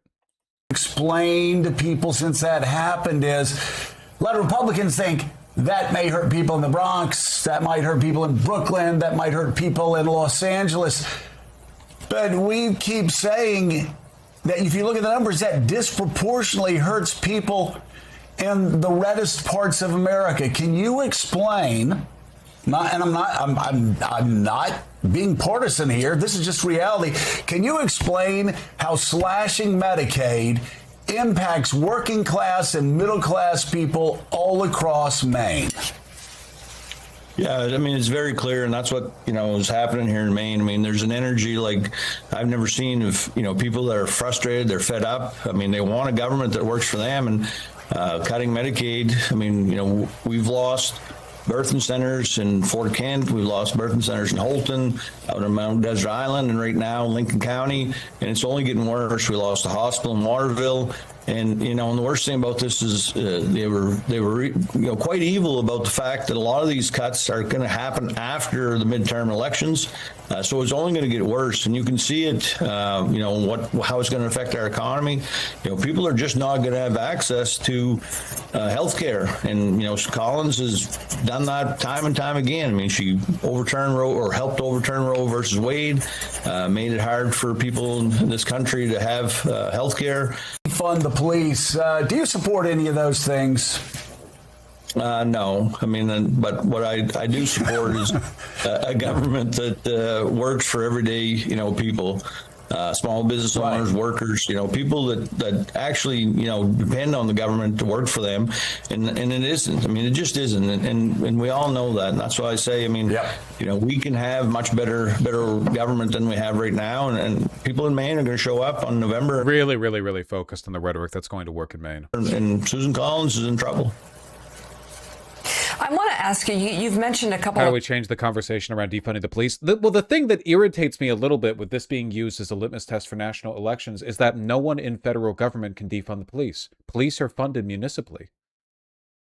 You have state troopers who are funded by the state, you have sheriff's departments which are funded by the county, and you have police departments that are funded by the city. The only thing that the federal government can do is defund the federal police. FBI, DHS, ICE, whatever else, and he supports crushing ICE. So I get, it's, to me, it's kind of like a vapid virtue signal a little bit on the national level. Times the birthing centers, and I know one area in Maine where they closed the local hospital, the birthing center specifically, and women have to drive hours to get life-saving medical care when they are pregnant, which is ridiculous. Local PDs do receive some degree of federal support through certain programs. Yeah, but that's not the majority of it. Like, it's kind of a niche element, Imagine running on defund the police as a senator, and this takes the form of you pushing for some, like, cut to marginal federal programs. Overwhelmingly, this is a municipal issue. City governments put an enormous amount of money towards their local police departments. That means the people you really need to be pitching at right now are city councilors and mayors. It's just a much more local issue, In itself. And the comment you made about we are not stupid. I'm just curious. Do you hear from Trump supporters, especially about these decisions that have been made on Trump's watch? Because Maine's an interesting state. All right, well, Morning Joe's fucking boring. The important thing here is that Troy Jackson's a silly little boy. Where's that? Where is it? Silly little boy.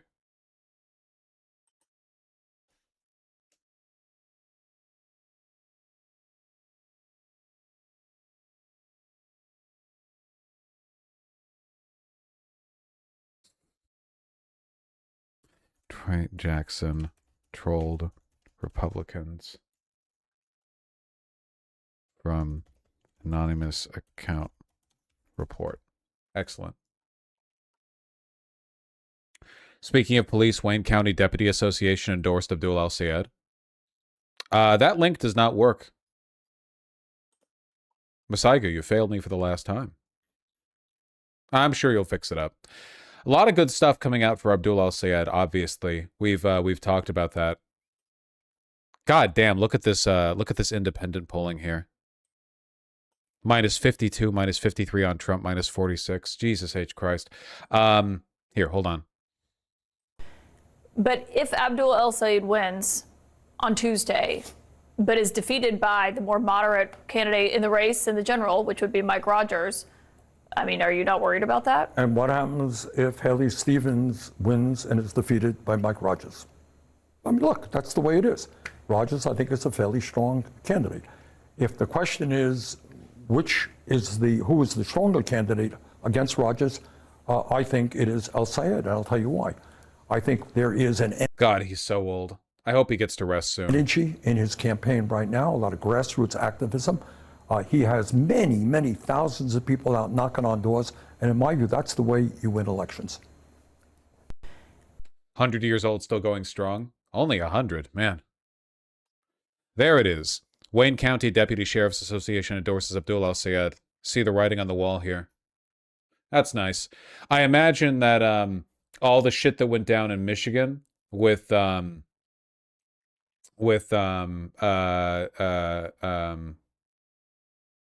hold on. What am I talking about?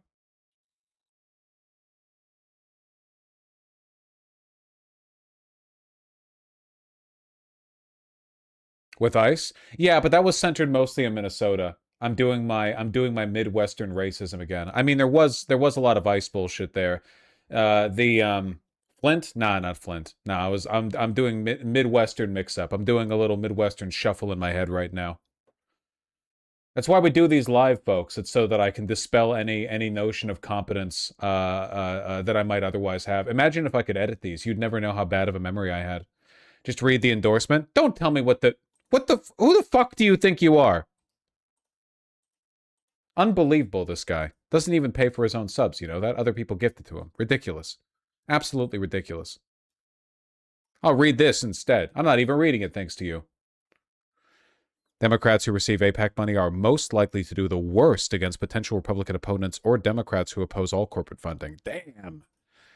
Look at how low AIPAC is down here. That's crazy, man. Who could have known that AIPAC might have a bias for selecting candidates that are ineffective, considering the fact that AIPAC doesn't mind Republicans winning?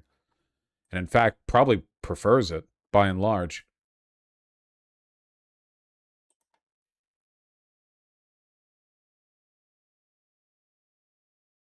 Just put the More Perfect Union video in the bag.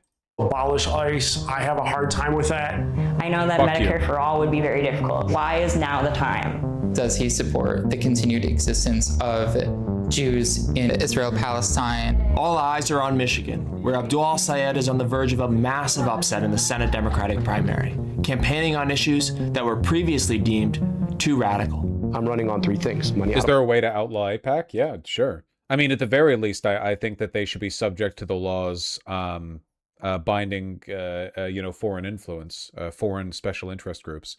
Technically, AIPAC is an American PAC, but like, let's be so fucking for real here, okay? Like, if the Saudi Emiratis, bought up a bunch of influence in America, and then you had a bunch of Americans just explicitly advocating in favor of pro-Saudi shit or whatever, like, come on. It's using American citizens as a proxy for interests that entirely favor Israel. When has AIPAC ever done anything for us?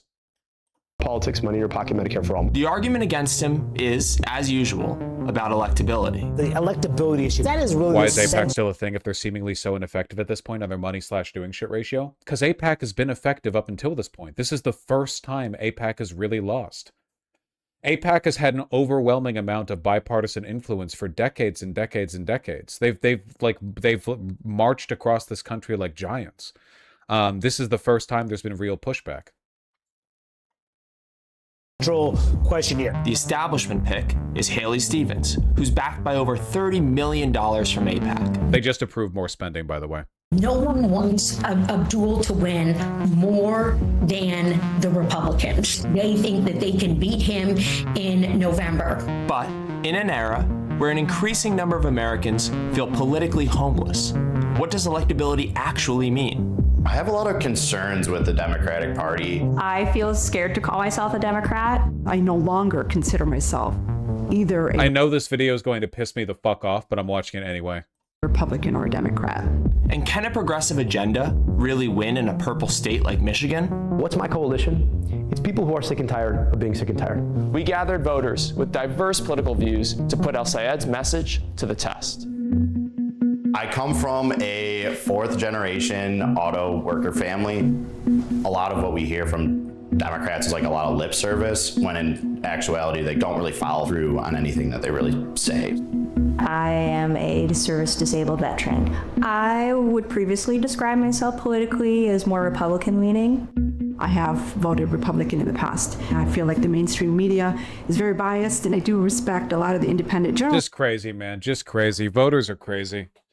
Just crazy.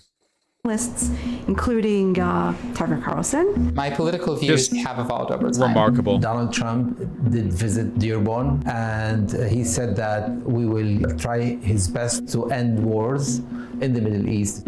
We accepted his, pledge. Have you ever voted? Isn't it embarrassing? Like, don't you feel like an idiot, like a massive idiot? For a Republican? Yes, many times. More often than Democrat. Hey everybody, how are you? So good to see you guys. God, I wish you wore high-rise pants. How are you? Very nice to meet you. Nice meeting you. Thank you so much for taking the time to be out here. Yeah, really appreciate you. Let's begin with Medicare for All, because that is one of the most important issues in this race. I went to medical school, and I've spent a lot of time thinking about this system. Wrote a whole book on it. And ultimately realized that the biggest challenge is not making the math work. The biggest challenge is not architecting the system. The biggest challenge is creating the political will to get. Hassan said this once about his uncle, and it feels quite poignant. Tucker has some kind of Muslim mind control ray. It's really weird. Well, Tucker Carlson is far right, but also anti-Semitic. So yeah, probably would appeal to some Muslims, I imagine. I'm sorry. Like, yeah, there's kind of an angle there. I want you to imagine that next to your insurance card, you had another card. And that card was your Medicare card. It came to you the day you were born. And it didn't matter if you turned 26, or get married, or get divorced, or get a job, or lose a job, that you could get health care with it. That's what Medicare for All is. My uncle, he had a precarious healthcare situation, and he put off getting treatment for a while, and he ended up passing away from stomach cancer. I just think that really goes to show how far gone the system stands as it is right now. Most people just put off having to do anything because He's been incredibly nuanced on Iran and has moderated his Christianity about faith in general. Please don't fucking fall. I can't do it. I cannot do the, falling for the Tucker Carlson bit. He had Professor Jang on 2 months ago, and they both unambiguously endorsed, white nationalist. The men of the West need to defend the Great Replacement. He's not moderating anything. He's just aware of the fact that the same way that the Tates did it and Sneeko did it, there is a building wedge of non-Christian, non-white conservatives who can be weaponized and profited off of. He's just working the room. Financial burden of actually getting the healthcare you need is more anxiety provoking than the possibility of being very sick. Now, the current system that we live under allows all of the corporations who make money off of our healthcare system to spend money to elect people who will then turn around and protect the industry. And they've, in effect, manufactured a bipartisan consensus that tells us we can't have guaranteed healthcare through Medicare for All. This is the question I always get. But doctor, how are you going to pay for it? Just remember, we already pay for it. Every single dollar that goes to the back pocket of an insurance CEO, every single dollar that goes to a pharmaceutical company, every single dollar comes from where? One of our pockets. Every single one. And because you don't have to worry about that health insurance CEO's exorbitant salary, now all of a sudden the overhead off that system goes down. That's the vision of Medicare for All. We could have it if we actually were willing to fight for it. My name is Lena Saad. I'm a clinical pharmacist. There's one patient that was not able to afford her oral therapy at the time, and we relied on giving her samples that we would get from drug companies, and I would literally take it and drive it to her on my way home. So how can we incorporate the pharmaceutical aspect into Medicare for All as well? So one of the most important things we could do is negotiate prescription drug prices. Medicare becomes the buyer of all prescription drugs on behalf of all of us. And so it can use its power purchasing on behalf. Being a professional pharmacist and still voting for Trump is crazy work. Are they stupid? Yeah, we're looking at voters. We're looking at voters. Of course they're stupid. What do you mean? Isn't that a given? Of the 350 million people in this country to start bringing those rates down. You realize even when voters have good positions, it's for stupid reasons. Here's the other crazy thing about pharma. Almost every pharmaceutical that has come to market in the last decade has had its roots in NIH-funded research. You know who paid for that? We did. Then some private company comes and buys the rights to this thing. Then they get to sell it back to the taxpayer at a ridiculous rate. And that's insane to me. My mom's from Canada originally, and it seems like the motive there is to keep the people healthy. So what we really want is prevention. I'll be honest with you, I actually agree with Maha on a lot of things. Most people are like, wait, what? They're right about a lot of the problems. The solutions are batshit crazy, but they're right about a lot of the problems. I think we need to stop selling huge amounts of ultra-processed foods in ways that have us subsidizing them via a whole bunch of programs, when what we really want is people to be eating healthy foods in the first place, right? Like in our current system, let's be clear, a lot of people make a lot of money off of people getting sick. I've been working for Ford Motor Company for 31 years now. I've had it nice being a UAW member that I've had health insurance my entire career. I find myself as a parent of a child with autism. I'm coming towards the end of my career. So that's one of my biggest fears, where the care will be in place for him. I typically hold more libertarian views on something like this. So would we be doing like a single payer? Please see this through the end. Have you seen this whole video, Mac Gender? System? It would be single payer. And what I want is that the government basically guarantees your health insurance. And that allows the healthcare providers to go out and say, look, if I can provide a better service, then I should win more patients. But it shouldn't be that your health insurance says, no, here's who's in network and here's who's out of network. So you're going to go here and you're going to like it.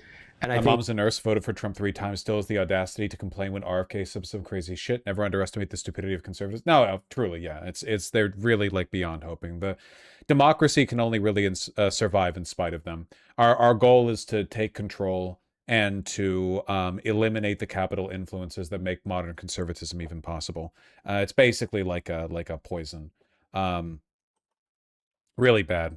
There's a couple of pieces that we need to institutionalize. Number one, the governance of this system can't just change on a dime because you have a new president, 2 kilometers right? away. And so the governance would have to live somewhere similar to the kind that we offer in the Fed, right? So the governance would have to sit under but separate from the executive branch in a certain way. We're the richest, most powerful country in the history of the world. Really hoping Abdul Al-Sayed winning largely on an M4A ticket is the beginning of reinvestigating this question.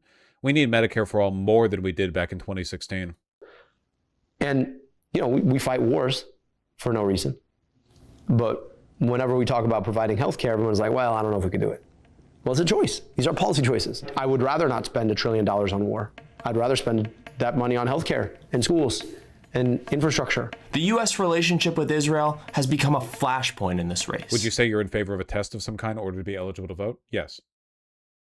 Yeah, it's like every stream for the past year I've said this, yeah. The question about Israel isn't about the theoretical right to exist of a country that exists. The question about Israel is, do they have a right to our tax dollars? AIPAC is spending $30 million to defeat El-Sayed, its largest single race investment ever. Too radical for Michigan, too radical for the U.S. Senate. And his opponent, Haley Stevens, has made her commitment to Israel very clear. Hello from Israel! I will continue to fight for Israel's existence. Israel comes to me in my dreams. But most voters believe the U.S. is too supportive of Israel, according to a recent AP poll. So will El-Sayed's message actually get him more votes in Michigan? As a U.S. Senator, how would you seek to reorient U.S. foreign policy? I don't believe in unconditional foreign military aid to anyone. I don't pay my taxes every year to be like, man, I can't wait for Israel to get a new tank. And then when it comes to Israel's own behavior, I think we need to engage them consistent with what they have done. They have perpetrated genocide. And before that, they were perpetrating apartheid, right? They lobbied to move us into a war. Now they're trying to annex southern Lebanon. Like, I just think that any other country that behaved that way would be treated as a rogue nation because they're violating international law. A fear that a lot of American Jews have when they hear messaging against the state of Israel is that that is a slippery slope towards Jews don't belong in Israel-Palestine. That's tough. That must suck for you. At all. I recognize that that land is a land that a lot of people have lived on, right? The most recent inhabitants before 1948 were the Palestinian people, but also historically the Jewish people. The problem, though, is also that like Palestinian Jews, like the Palestinians aren't Muslims. There were Palestinian Jews there as well. The implicit public policy of our government. I'm sorry, like again, like literally this rhetoric is one-to-one with like, I oppose the Holocaust, but I worry that in an effort to stop the Holocaust, we're going to eradicate the German people's right to occupy like Poland. Like, I agree with stopping the Holocaust, but I'm concerned that in our zeal to stop the Holocaust, we're going to remove German influence from Western Poland or whatever. Like, that's what they're saying. I'm sorry. That's really tough for you. That's so difficult for you, and I respect that. I'm sorry. It's a little more complicated than that, but like, you know, marginally more complicated. Has been to aid, arm, and abet Israel's current government to the exclusion of the right to peace, dignity, and self-determination for Palestinian people, right? What would you say to people who are worried that withdrawing defense funding to Israel would make American Jews less safe here at home? Yeah, I would say you're psychotic. I'd say that's like literally the opposite of a rational argument. Israel's nonstop warmongering has done nothing but paint targets on the backs of innocent Jews who just want to live their life normally. And then the mainstream media, Democrats and Republicans, all go out there and say, hey, by the way, the Jews wanted this. Hey, remember everyone, this is their shit. They're the ones doing this and you have to listen to them. Like fucking Mamdani's trying to run for mayor, and every 8 seconds a screeching debate moderator charges at him and demands him to answer to the concerns of the, I guess, innately dual loyalty afflicted Jewish citizenry of America, which I personally consider the implication of that to be quite anti-Semitic. Remember that NBC reporter? She literally called Netanyahu the president of American Jews. She called him their president. That's fucking insane. Or sorry, their prime minister, yeah. Prime minister, not president. Absolutely psychotic, like genuinely Nazi propaganda right there. I think that unfortunately, the president of American Jews right now is Donald Trump. I'm not happy about that. But like, this idea that the things that we're doing with our tax dollars to backstop a foreign government somehow makes Jewish folk more safe here, that doesn't make sense to me. I start from a position of principle, which is to say that Jewish Americans are not the same as AIPAC and Israel. That Jewish Americans deserve... sounds anti-Semitic. It's actually the mainstream insistence that all Jews are actually hold dual loyalties is actually the only way to proceed with this conversation. Abdul Al-Sayed, like Haley Stevens, you know, to live their lives unfettered and unencumbered by discrimination or hate, and that we have to fight together to build an America where that anti-Semitism is stamped out. There is the largest Arab American community here in Michigan, and mostly are from the southern Lebanon. My dad is building this dream home for all of us as brothers or sisters, and it vanished in a couple of seconds, and the soldiers were laughing about demolishing the whole village. As an American citizen, I'm paying taxes for this government to bomb and kill us for what? I appreciate you lifting your voice, and I'm sorry about your family's experience. what is happening in southern Lebanon right now is frankly... Sneakers with a suit. Yeah, man, I know this is not necessarily related, but God almighty, this trend has to end. They're not just sneakers either. It's, they're running shoes. Everyone wears running shoes now, even though they don't run. First of all, you know this is really bad for your feet, right? The point of running shoes is that the springy foam base helps you conserve momentum forward when you're running to lessen the impact in your heels, but they're really, really, really bad for just standing around, unless you're running. They're good for running shoes. If you're standing around, all that foam underneath your feet means it's difficult for you to get firm placement with your... This is why you guys roll your ankles. Because you're standing on a bunch of foam. You're basically like, it's like always standing on a trampoline. Like, you can never get firm footing because the ground underneath your feet is like shifting and rolling and stuff, which makes it easier to roll your ankles, which means that the shifting underneath your feet gives you worse blisters. Like, it's genuinely bad for you to wear running shoes unless you are running. They are for running. That's why they're called running shoes. That's the reason why sneakers that aren't running shoes have a thin, dense foam sole or cork or leather. Wear tennis shoes. I'm not taking my sneakers off. Then wear tennis shoes or canvas sneakers. I wear canvas sneakers like everywhere. I wear my Moonstar canvas sneakers absolutely everywhere. They're indestructible. They look great with dirt on or off them. They break in. They're really, really comfortable. And they have an incredibly dense sole that feels great to stand around in. Experience, what is happening in southern Lebanon right now is frankly an abomination. I intend to be a voice in the U.S. Senate to consistently advocate for our principles. Canvas sneakers are super popular. You mean Vans or Converse, I assume? All-Stars? And that we apply them everywhere and that we apply them consistently. Do you think that it's harder to change things so we're not being proactive anymore? Like, it's easier just to let things keep going, like Israel, AIPAC. Is it just the easy way out? I'm threatening a system of power that says you just go along to get along. The real issue in our politics is not right versus left. It's not like progressive versus conservative. It's not Democrat, Republican. It's people who are locked out of our healthcare, our housing, our economy versus the people doing the locking out. I just want to always be on the side of the people who are locked out. Progressive political candidates love to say shit like, it's not about left versus right. It's about the bourgeoisie versus the proletariat. It's not about moving left. It's actually about establishing a workers' democracy and abolishing capital. It's classic bit.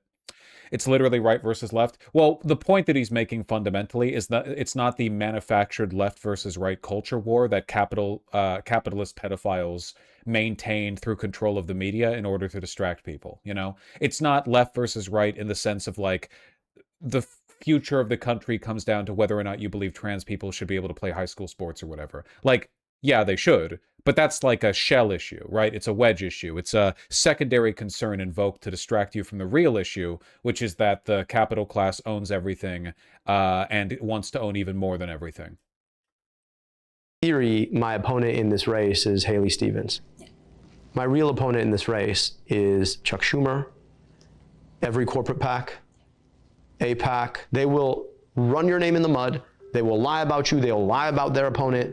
It doesn't matter as long as they maintain a control on power.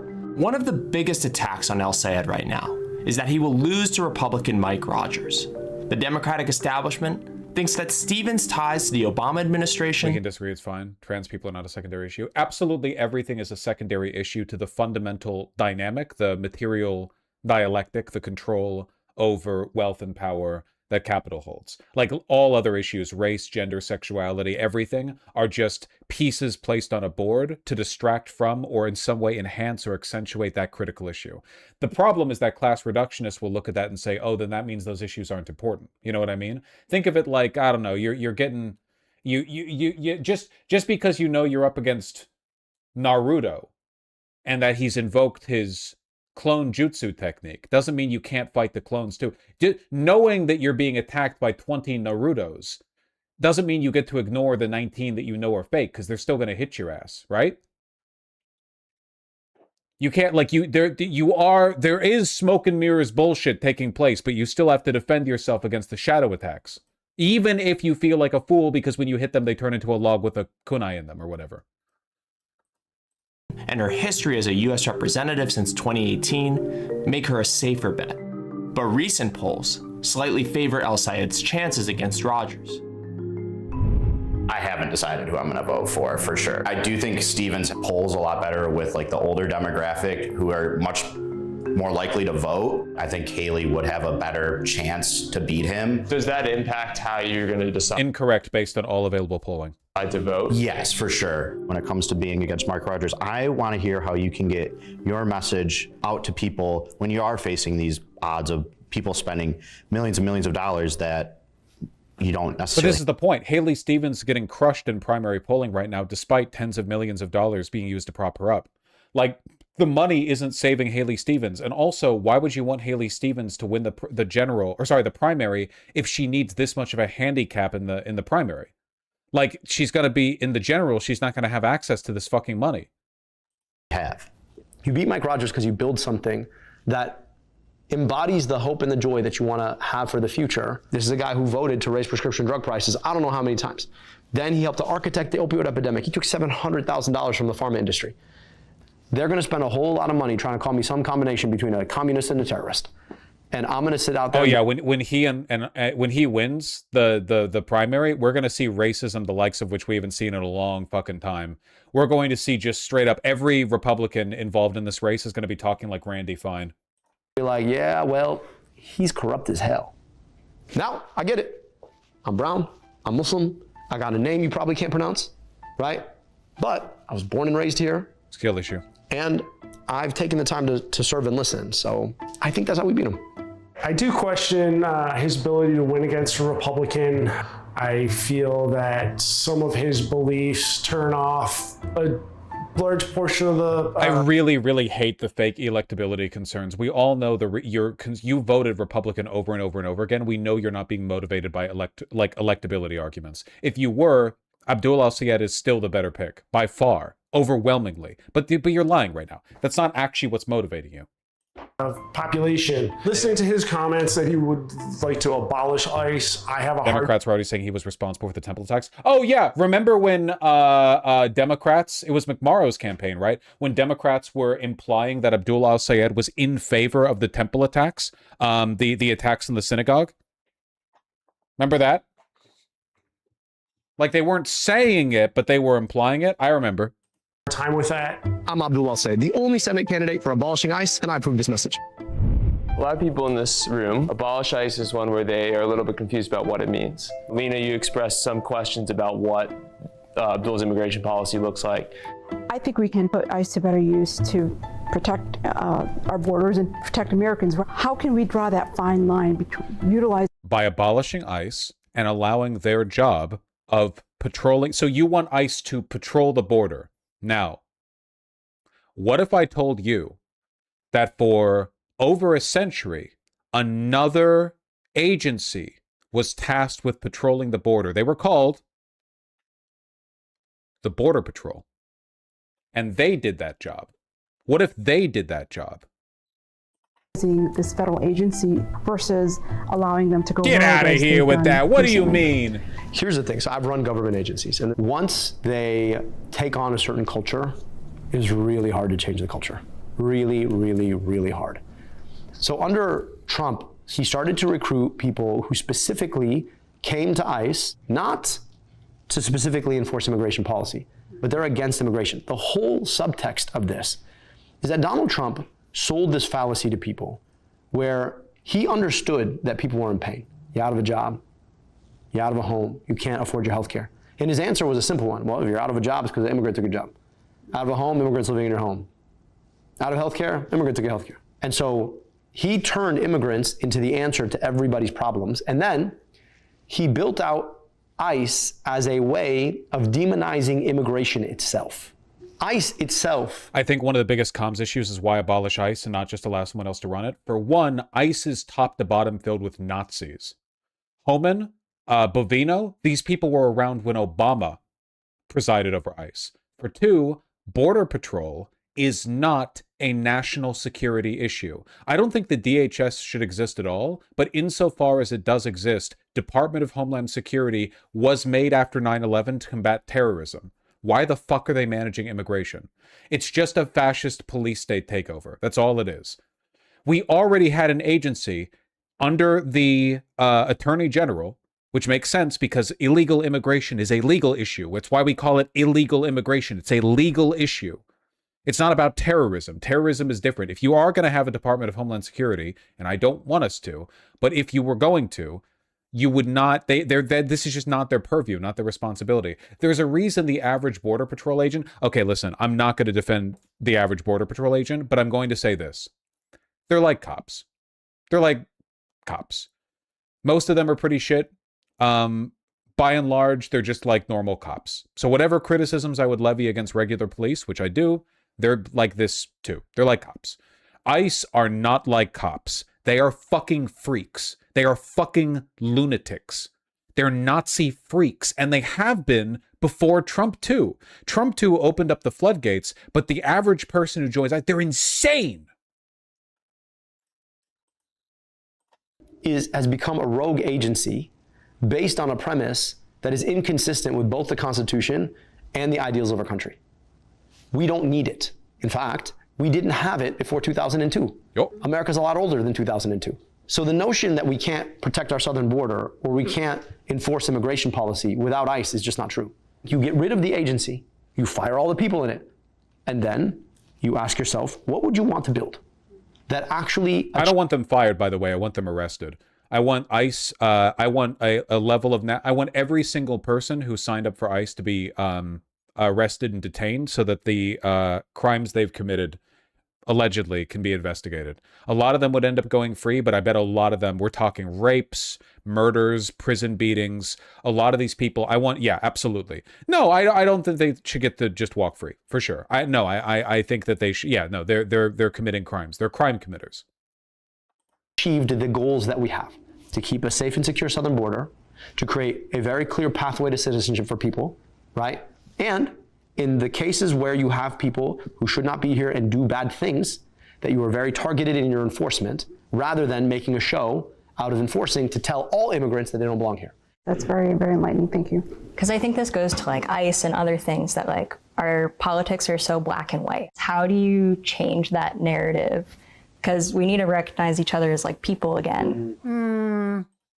The problem with too many Democrats is it's too easy to point and say, I'm against Trump. You should vote for me. And you're like, well, from a policy standpoint, are you really for me? Yeah. You're taking money from all the worst people. So what would happen if we actually built a movement about what could be good? When we can start talking to folks. I've said this several times. When I worked for the women's shelter in the Coastal Bend, we had ICE officers who had threatened to arrest and rape our case managers if they didn't surrender our clients. This was 2011. Yeah, why not? There's like no consequences.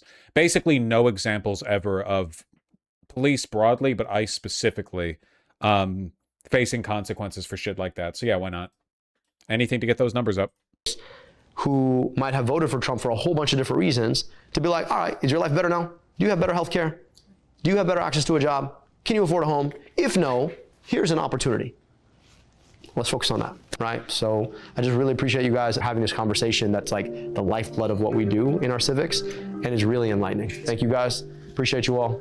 Did Abdul change your mind on any issues? Yeah, definitely on the ICE issue. I think the way that Abdul spoke about Medicare for all, as far as it being plausible and a tangible goal, was pretty enlightening, and I plan to vote for Abdul. I think that Abdul did change my mind about what I feel like I can expect from a politician who really believes what they say. Him taking a stance on something, even if it's strong and people consider it maybe too strong, I think taking a stance means something. It's an election. Anybody could lose. Haley Stevens could lose. And I'd rather, vote for somebody who I agree with on their policy points rather than somebody who I just think is against Trump. I've got my mail-in ballot at home. I'm going to go home and fill it out and mail it in for Abdul El-Sayed. The narrative in the media is that El-Sayed's policies are too radical to win. But with these voters, who largely distrust both parties, his ideas broke through. El-Sayed won't be able to sit down with every skeptical voter in the state, though. So I asked him what he thinks his path to victory in November actually looks like. You talked to a bunch of voters who had voted for Trump, many who identified as Republican for a long time, and they all left the conversation yesterday saying that they're going to vote for you. Are there issues beyond sort of Medicare for All, which is your core, that you think have the potential to win over disaffected Trump voters in a general election? Corporate monopoly,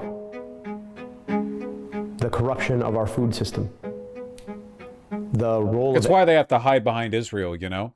At the end of the day, the oligarchy knows, capital knows, that their positions are unpopular. Basically, no Americans are in favor of a complete capital takeover. This is the veil they have to hide behind. At the end of the day, as much as they were lied to, many Germans were enthusiastic about the idea of a strong man with absolute power taking control of their country.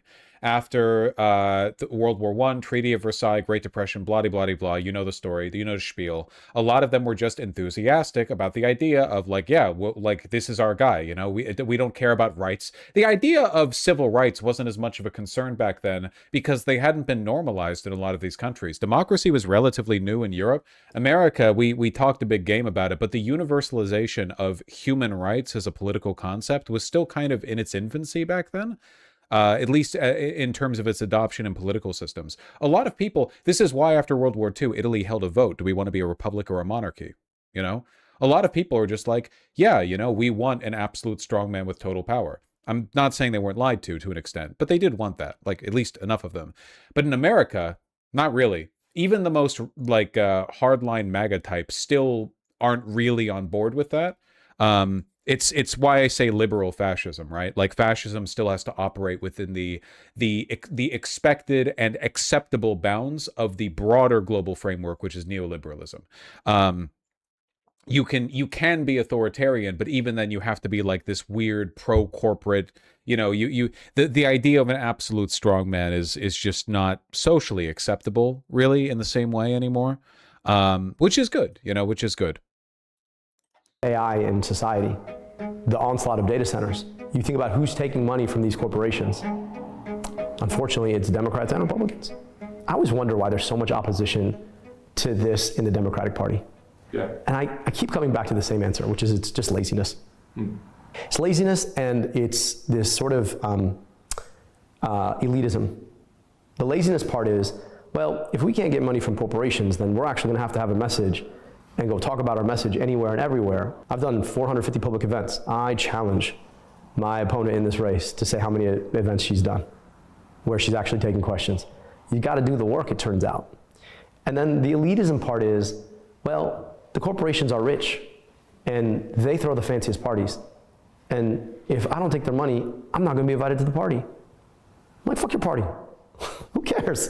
You got the best room on the Titanic. She did it? Xi Jinping?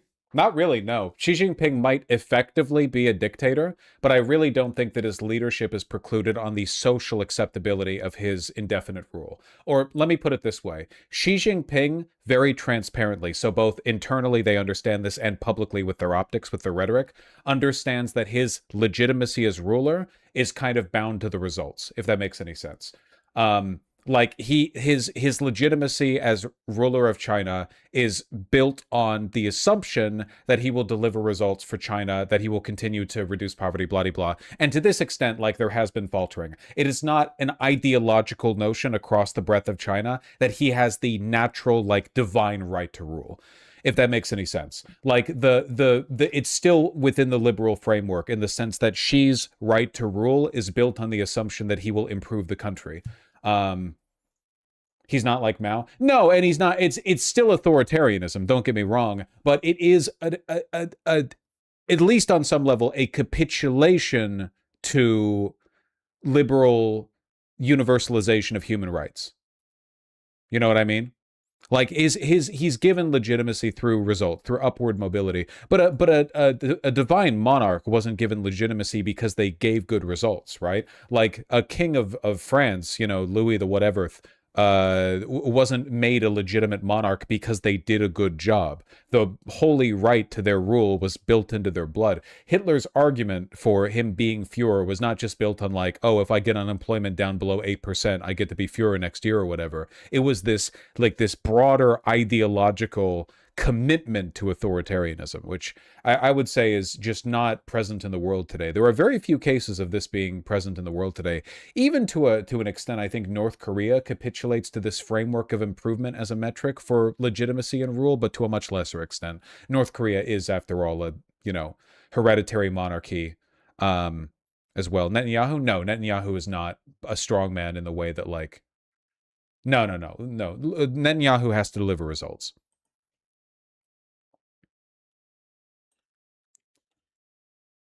And don't realize that the whole Titanic's about to go down. I don't know, man. I just, I really struggle to understand the psychology of it. Yeah. It seems to me that you are interested in something deeper than just winning this election, that it is actually fighting for some sort of change. Losing this primary is not the worst outcome for me. The worst outcome is that I get the job and I fail to deliver. That's the worst outcome. So I don't want to fight for the job and in the process hamstring myself from doing the work. I don't want to have been one of those senators that, you know, you had this power and then you sold out and then you can't even account for why you were there. In 2022, Kim Jong-un apologized to the people of Korea for the economic hardship. Yeah, exactly. That's the kind of stuff you can only really do if you're still bound by the general expectation of improvement of the standards of living of others. A real divine monarch would never do something like that. They would never lower themselves by promising anything to the peasantry. Liberalism has changed the world quite a bit. I think mostly for better. Though that the whole like infinite growth capitalism thing does seem to be ending the world right now. So yeah, I don't know. So right now, you've got the choice between three candidates. Two of us in That this part's primary not good. and one in the general. There's only one of us who's never taken money from Blue Cross Blue Shield. Only one of us who doesn't want to send your money abroad to drop bombs on other people and wants to keep it here to invest in your kids. There's only one of us. So, which do you pick? Thanks for watching. Don't forget to... This is a good video. It's a good video. It's a good hope pill. I had this one on the tabs too. Don't like Haley Stevens? Easy. She's like too much of a corporate and Israel shill. Like one of her like most famous quotes is that Israel comes to her in her dreams. Fuck that. Yeah, that's a pretty stupid thing to say, huh? I'm so sick of America like bending the knee and like getting on its knees. You know the establishment despises this too, because the main thing Haley Stevens has going for her is that like 60-year-old black people in Michigan like her, because she keeps lying and insinuating that Obama has endorsed her. Israel, and Haley Stevens doesn't really seem to be against that. Abdul El-Sayed doesn't take like any corporate funding. He just has endorsements from the UAW and Bernie Sanders. Haley Stevens is basically like being groomed to be in the Senate to make more favorable changes for Israel, and I'm not okay with that. I already don't like indirectly supporting a genocide just by collecting a paycheck or by buying literally anything in the country, because I know it's all gonna eventually go upwards. And then outward. She's campaigning with cardboard Obama. No, she literally has a cardboard cutout of Obama with her in her campaigning. It's insane. They're so fucking racist. They're so contemptuous of black voters. It's Israel, and if I can like say that my own state's responsible for that, I'd feel deeply ashamed. So I'm just gonna vote for the guy that's not doing that. Where do you live, Brandon? Not far from here. At least I saw a picture of it. Maybe it's fake. I don't know. Can't tell these days. This isn't fake. Thank you. Yes. Love you. Yes. Okay. Yes. Thank you, guys. I was proud to work with Obama. That's right. Me when I see black people. That's right.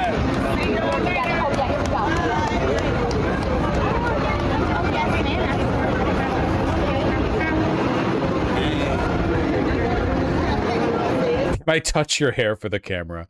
God, it's so fucking racist. Thank you. Yes. Love you. Yes. Okay. Yes. Thank you, guys. I was proud to work with Obama. Just charges at them, man. Just charges at them. God almighty.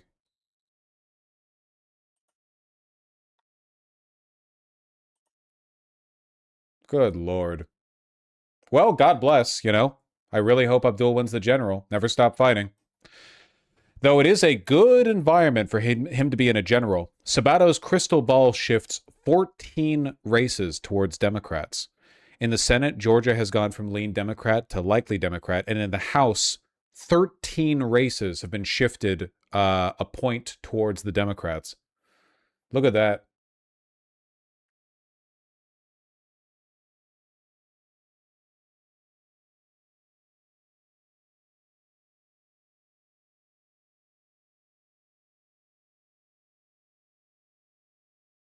Abdul al-Sayed more perfect union video. Okay, hold on. We got to clear some tabs. I can't be on that much longer. Still hosting friends. China harmonization plan erased Tibetan. How did this come up? When is this? May 4th? When is this? Probably not good.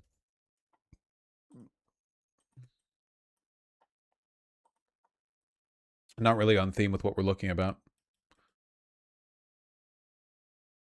Tracks?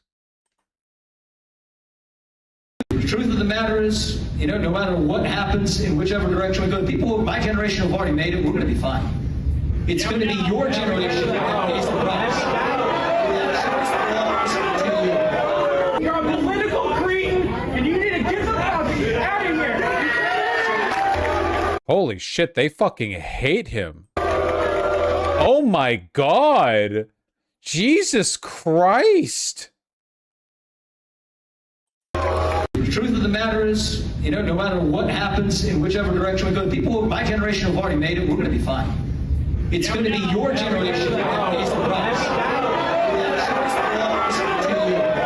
You're a political cretin, and you need to get the fuck out of here. Holy shit, that's so fucking funny, dog. There's no way he's winning his race. God damn.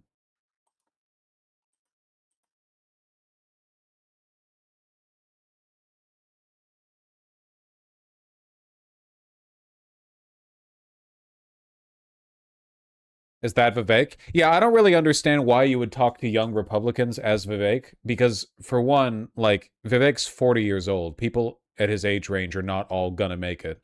And for two, every young Republican is a neo-Nazi. Like, his name is Vivek Ramaswamy. Just a crazy poll there.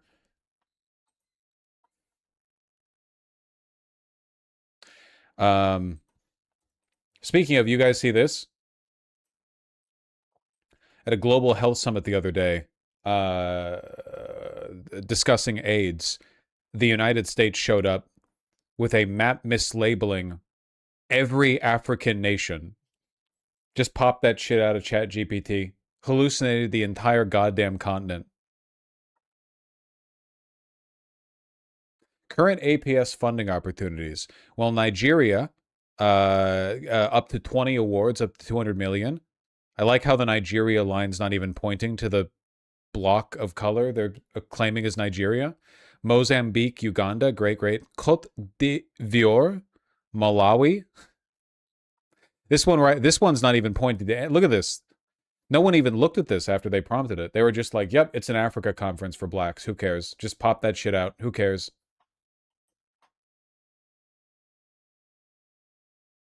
They aren't even the right shapes. I mean, yeah, it's AI. They just didn't even.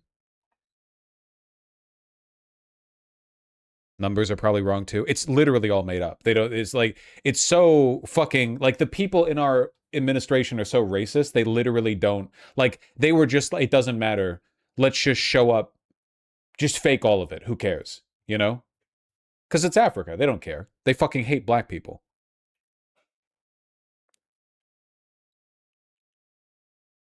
U.S. Health Envoy Jeff Graham unveiled the slide while outlining new international health agreements. Conference attendees quickly captured screenshots of the flawed graphics. It's so embarrassing. Images widely circulated across professional networks and policy platforms. OpenAI software. Washington attributed the error to a staff member who allegedly modified the presentation deck at the last minute. Yeah, no. Nah, no. Oh, yeah, some anonymous saboteur inserted the wrong slide. No, just no one cared at any point. Graham, who manages the president's emergency plan for AIDS relief, declined to provide a statement. Oh, God. No wonder we're losing to Iran. Who linked this? I think this was Kowalski. I was able to see one sign that says Alexandria, but I had no idea whether it's Alexandria, Florida, Alexandria, Mississippi, Alexandria, no idea at all.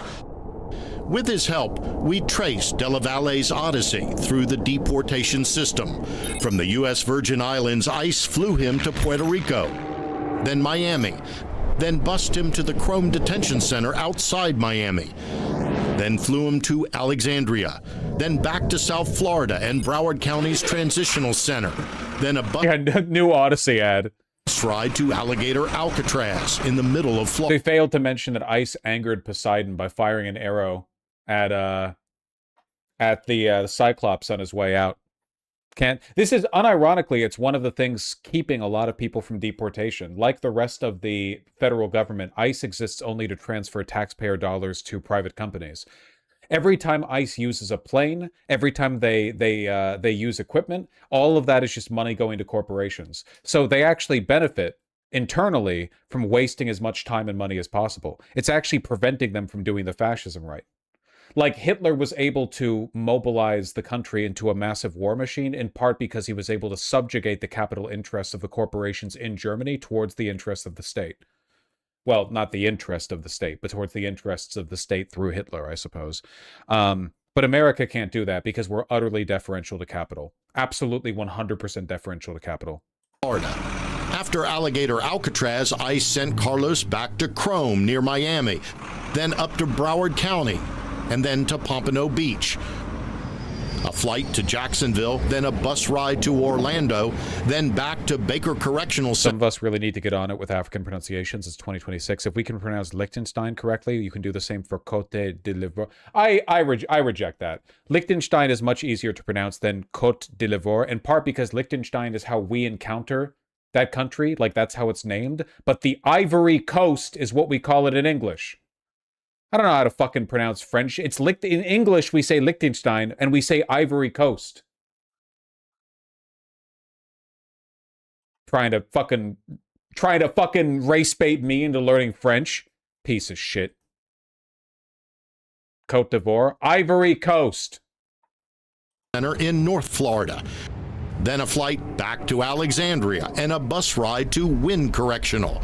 Then a flight out. They're trying to call me anti-black for not knowing French. I can't believe these people. How can you not know the French pronunciation of a country only called that in France, but in English we call it the Ivory Coast, which is the direct translation of it. They're trying to call me anti-black for not knowing French. Buddy, I'm pro-black for not knowing French. You know what the French done to black people? I don't want to hear it. Of Alexandria to Port Isabel in Texas and to the border in Brownsville. And this guy, I hope this guy's like racking up frequent flyer miles. Jesus Christ. Thinking he was being deported, Carlos ended up back on a flight to El Paso, then another flight back to Alexandria, and a bus ride back to Wynn Correctional. One man's experience that we estimated cost taxpayers more than $200,000. Job well done. Literally the whole point. Yep. In bus and airplane fuel, personnel expenses, pilot cost, and landing and fuel fee. Yeah, perfect. Yeah, that's the whole point. We could do this whole MAGA bit. It's like I'm blanking. What's the name of the book with the city that's a utopia, but it's powered on the suffering of one child?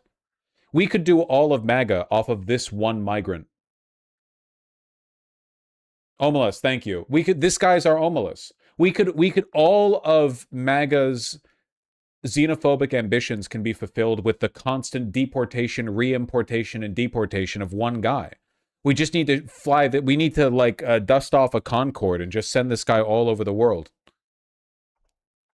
Fascists would be satisfied if we could just make one brown guy feel inconvenienced for the rest of his life. That's like enough key jangling.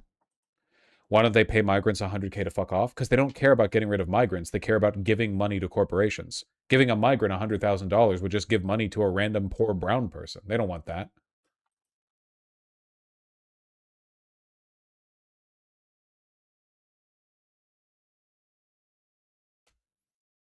Republicans are recreating the Odyssean journey. Probably misspelled Odyssean. That's okay. That's okay. What is this? What is this link? Oh yeah, this isn't surprising to me.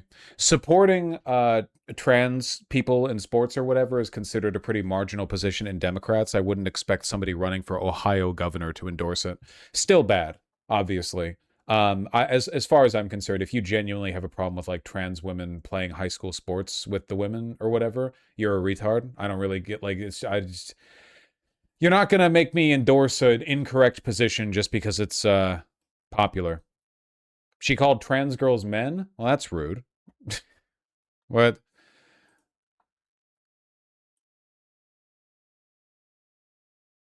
Where'd she say that? I do not support boys playing in girls' sports. Okay, she said boys.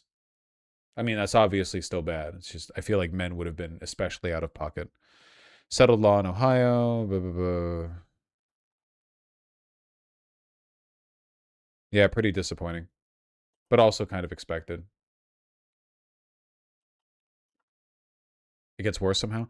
Dem Ohio governor candidate Amy Acton scheduled a meeting with LGBTQ plus activists, didn't show up, and then kicked out trans people who did. What? Did a little loop-de-loop on them, huh? Gathered them all in a room and then hit the button?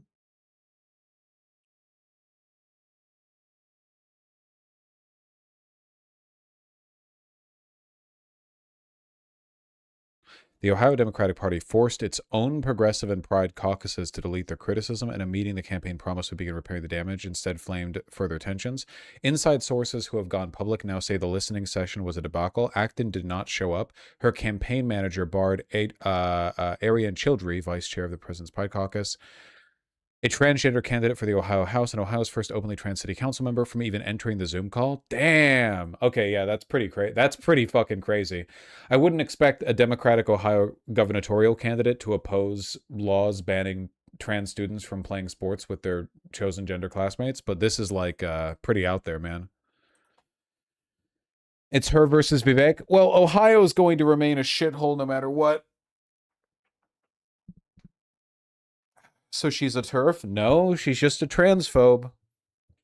I mean, she might be a TERF, but all this just means she's transphobic.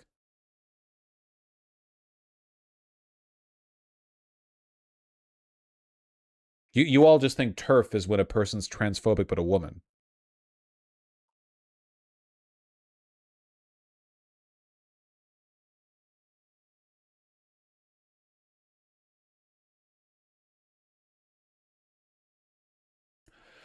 Look, man, I live here. If we're going to have a chance of turning Ohio around, we got to start somewhere. Yeah, no, I would still obviously support her over Vivek, mostly because I have incredibly low standards for Ohio. It's basically a backwater shithole no matter who wins over there. So, like, it's really more about the flex of beating a Republican. I don't really expect there to be a... how do I put this? I don't think that her winning and being transphobic contributes to the disenfranchisement of voters as they feel apathetic about the outcomes of their voting. The average Ohioan is probably about this anti-queer. So the arguments that I've made with regard to like J.D. Vance and Graham Plattner don't really apply. Obviously, she's still a piece of shit. Criticize her all you want, but I still want her to win over Vivek.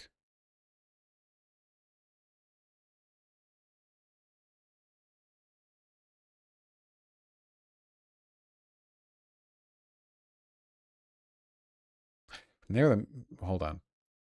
According to notes obtained from a source who attended the meeting, the session opened with a blow. Dwayne Stewart of Equality Ohio, reading what appeared to be a prepared statement, announced the organization was rescinding Acton's A rating on its LGBTQ plus candidate scorecard. Okay. From there, the meeting devolved. Multiple attendees demanded to know why children had been barred from an event about the LGBTQ plus community. Campaign manager Philip Stein responded the meeting was mostly a space we want to listen to the folks we've picked here. Okay, just like totally blew them off. Attendee after attendee demanded Acton apologize for calling trans girls boys. Why didn't Acton show up? Yeah, just overwhelming contempt here. Overwhelming contempt here.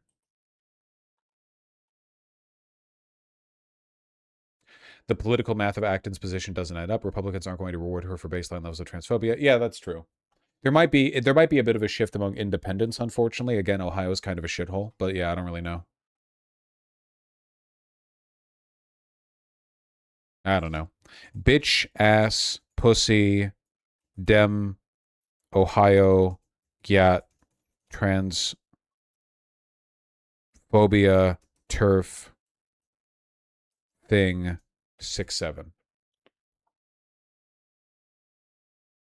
Oh, did I show you guys the t-shirt that I bought at bought at Walmart as part of my like multi-step process to deal with the bed bugs that had infiltrated the Airbnb we stayed at when we went down to Northern California? You did? I told you about it. Did I show you?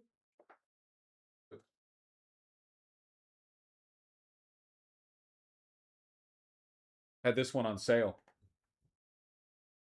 I was the coolest kid in the gym locker room.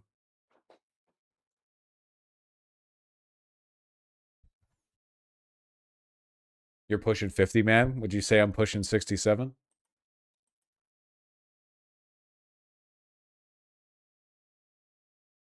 Nice, that's on fleek or something? Don't fucking say that. Okay, hold on. You're white. You're literally white. Hold on. We've had an unusually positive stream today. Like basically all electoral shit has been going our way. Really, really, really, really, really good news here. There's a lot of stuff that I want to talk about, like broadly as well. Like what's going on in South Korea right now. The climate is getting worse and worse. Take a look at this. Shift from late May to late July in France. That's a little nasty. Man, look at Britain, too. I promise you it's not normally that dramatic. This is after, like, 50 consecutive heat domes.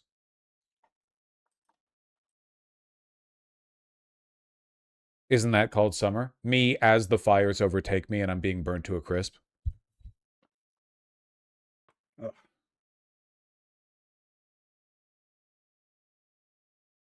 It's an abnormal El Nino, though? No? Oh, God, yeah. But El Nino hasn't even really kicked in yet.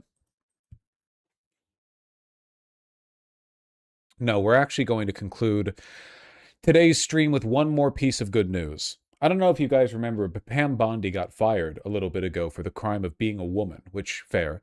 And the deputy AG, Todd Blanche, has been Trump's pick for her replacement. Yesterday, a massive blow was dealt to Donald Trump's control over the Republican Party. Believe it or not, the Republican Senate had some defectors. A major Republican stand-up to Trump. Todd Blanche's nomination for Attorney General is indeed in deep trouble tonight. A top Republican threatening to sink Trump's pick for the job. Now, the Senate Judiciary Committee was scheduled to vote. It was a key vote in just a few hours. But the way things were going, this was going to go through. Republicans were going to get on board. It was going to happen. But that is not what has happened. And it is no longer clear tonight if that vote will happen. We'll see. I mean, at this hour, there's a flurry of activity, meetings behind closed doors between Republicans. Todd Blanche just left the Capitol. He refused to answer questions. So there's a lot of drama. He even went to the White House this afternoon. So here's what it comes down to. Republican Senator John Cornyn wants it in writing that Trump's $1.8 billion basically slush fund for his political allies is dead for good, is over, is not going to happen, not get resurrected. As of now, it does not appear Cornyn is getting the assurance he needs. You haven't heard from the DOJ at all? They haven't responded to you after you sent that back to them? As I told you earlier, it was not responsive to my concerns. I mean, we've heard from them. It's just that they refuse to. This might seem like some banal menial drama, but it's actually really, really, really critical. The fact that Republican senators feel comfortable holding up critical Trump cabinet picks because they want their own needs met, in this case, like some open anti-corruption stuff, is an indication that Trump's, like, I've argued that Trump has been a lame duck for a while now, that basically since the first, like after the first 6 months of his second term, he's been a lame duck, really unable to do like anything he wants because he lost the mandate that he never really had but pretended to have for a while. But this is a huge, huge deal. We have no attorney general right now. We haven't for months. So openly opposing Todd Blanche, already the deputy AG, not even like an unknown, you know, to get your own needs met. Huge backstab to Trump. Massive. Really, really fucking funny. He's under a lot of pressure because he, you know, obviously alongside Pam Bondi, massively mishandled the Epstein file stuff.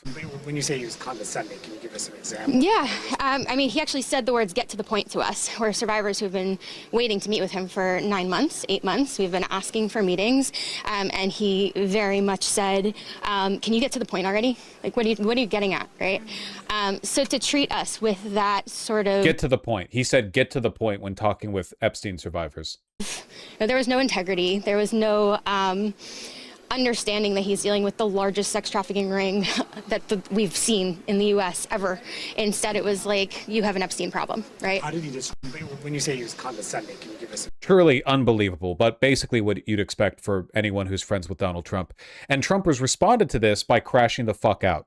Todd Blanche is a star and everyone knows it. He has the potential to go down as one of the greatest AGs of all time. However, John Cornyn of Texas and Tom Tillis of North Carolina, both of whom I refuse to endorse and whose political careers have been ended by my action, are refusing to vote for this great nominee who will remain in any event as acting. Remember, both Cornyn and Tillis voted for Merrick Garland and others too numerous to mention. I have no objection to temporarily withdrawing Todd's name. This is actually huge. So, 2 senators are not backing Trump's plan to replace AG, leaving the cabinet seat open, and Trump, rather than pushing the issue, says he's withdrawing it, leaving no AG in place. He understands he can't convince them. This is a losing issue for him. He doesn't have the ability to force them. He's withdrawing.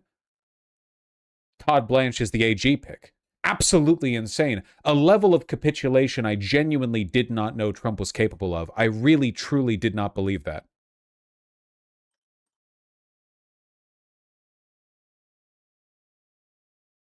Cornyn's been acting like a 10 times harder version of Crockett, is constantly posting on social media, heckling Ken Paxton. He's so fucking petty. In fairness, wouldn't you also be petty?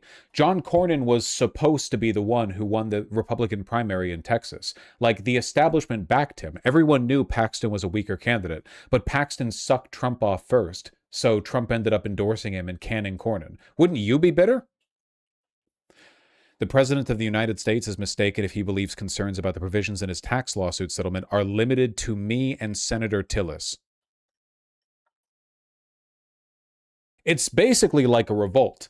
Cornyn knows he's on the way out, so does Tillis, so they're both comfortable acting against Donald Trump. But the implication here, in my opinion, is that there might be a little bit of a revolving villain strategy going on behind the scenes for the Republican senators as well. Meaning that, like, the more acceptable it becomes for Republican senators to defy Trump, right now it's just these guys, but the more acceptable it becomes, the more senators, even senators who are interested in re-election, might be willing to do it themselves.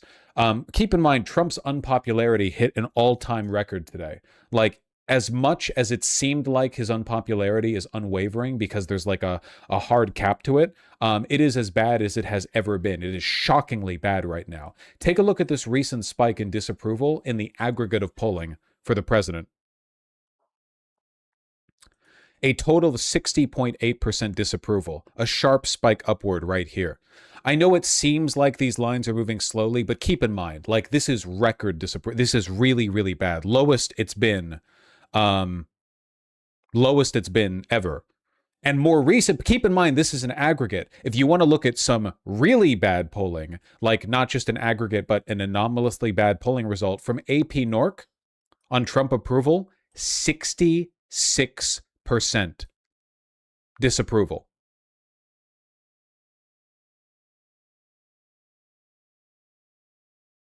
I know we're just one off. Insane. Insane.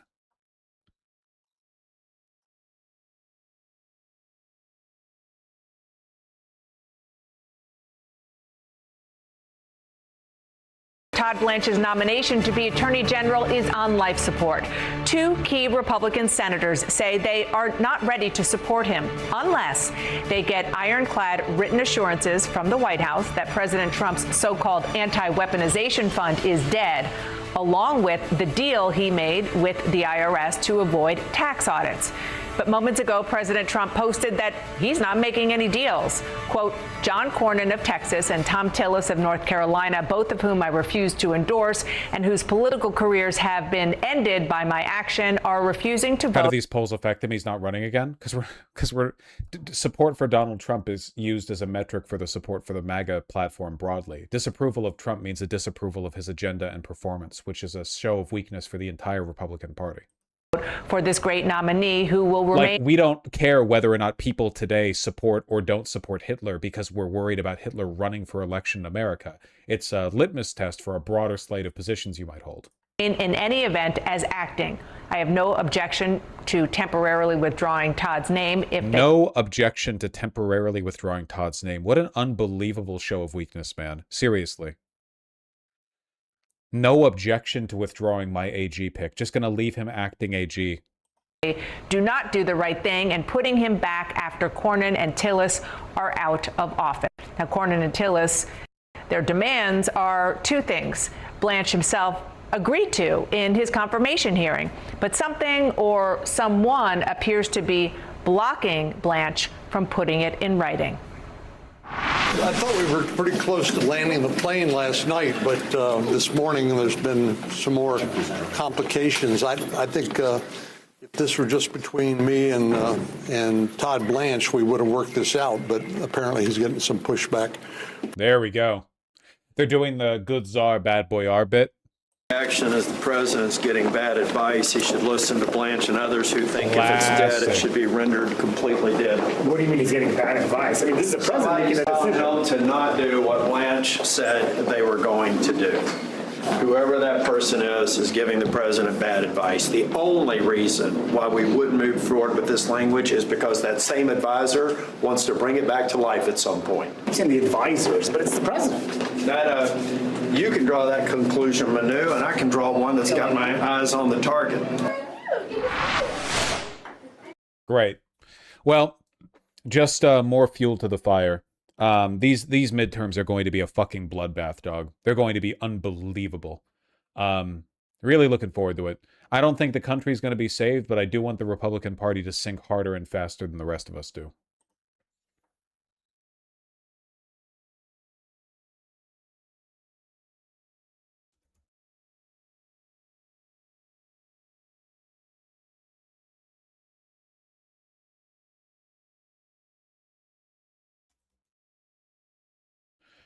What a day, huh? Spot of good news. And lots of stuff to talk about the next time we stream, too. I have to go really soon, so I'm going to read donos real quick, okay? Semi-Locon, thank you for the 2 gifted Tier 1 subs. Ringek, thank you for the 670. Fantastic. Bix Vonguler, thanks the Tier 2 sub. And Futsby, thank you likewise. Zapstars, thank you for the Tier 1 sub. Enjoy Billy and Smilesing.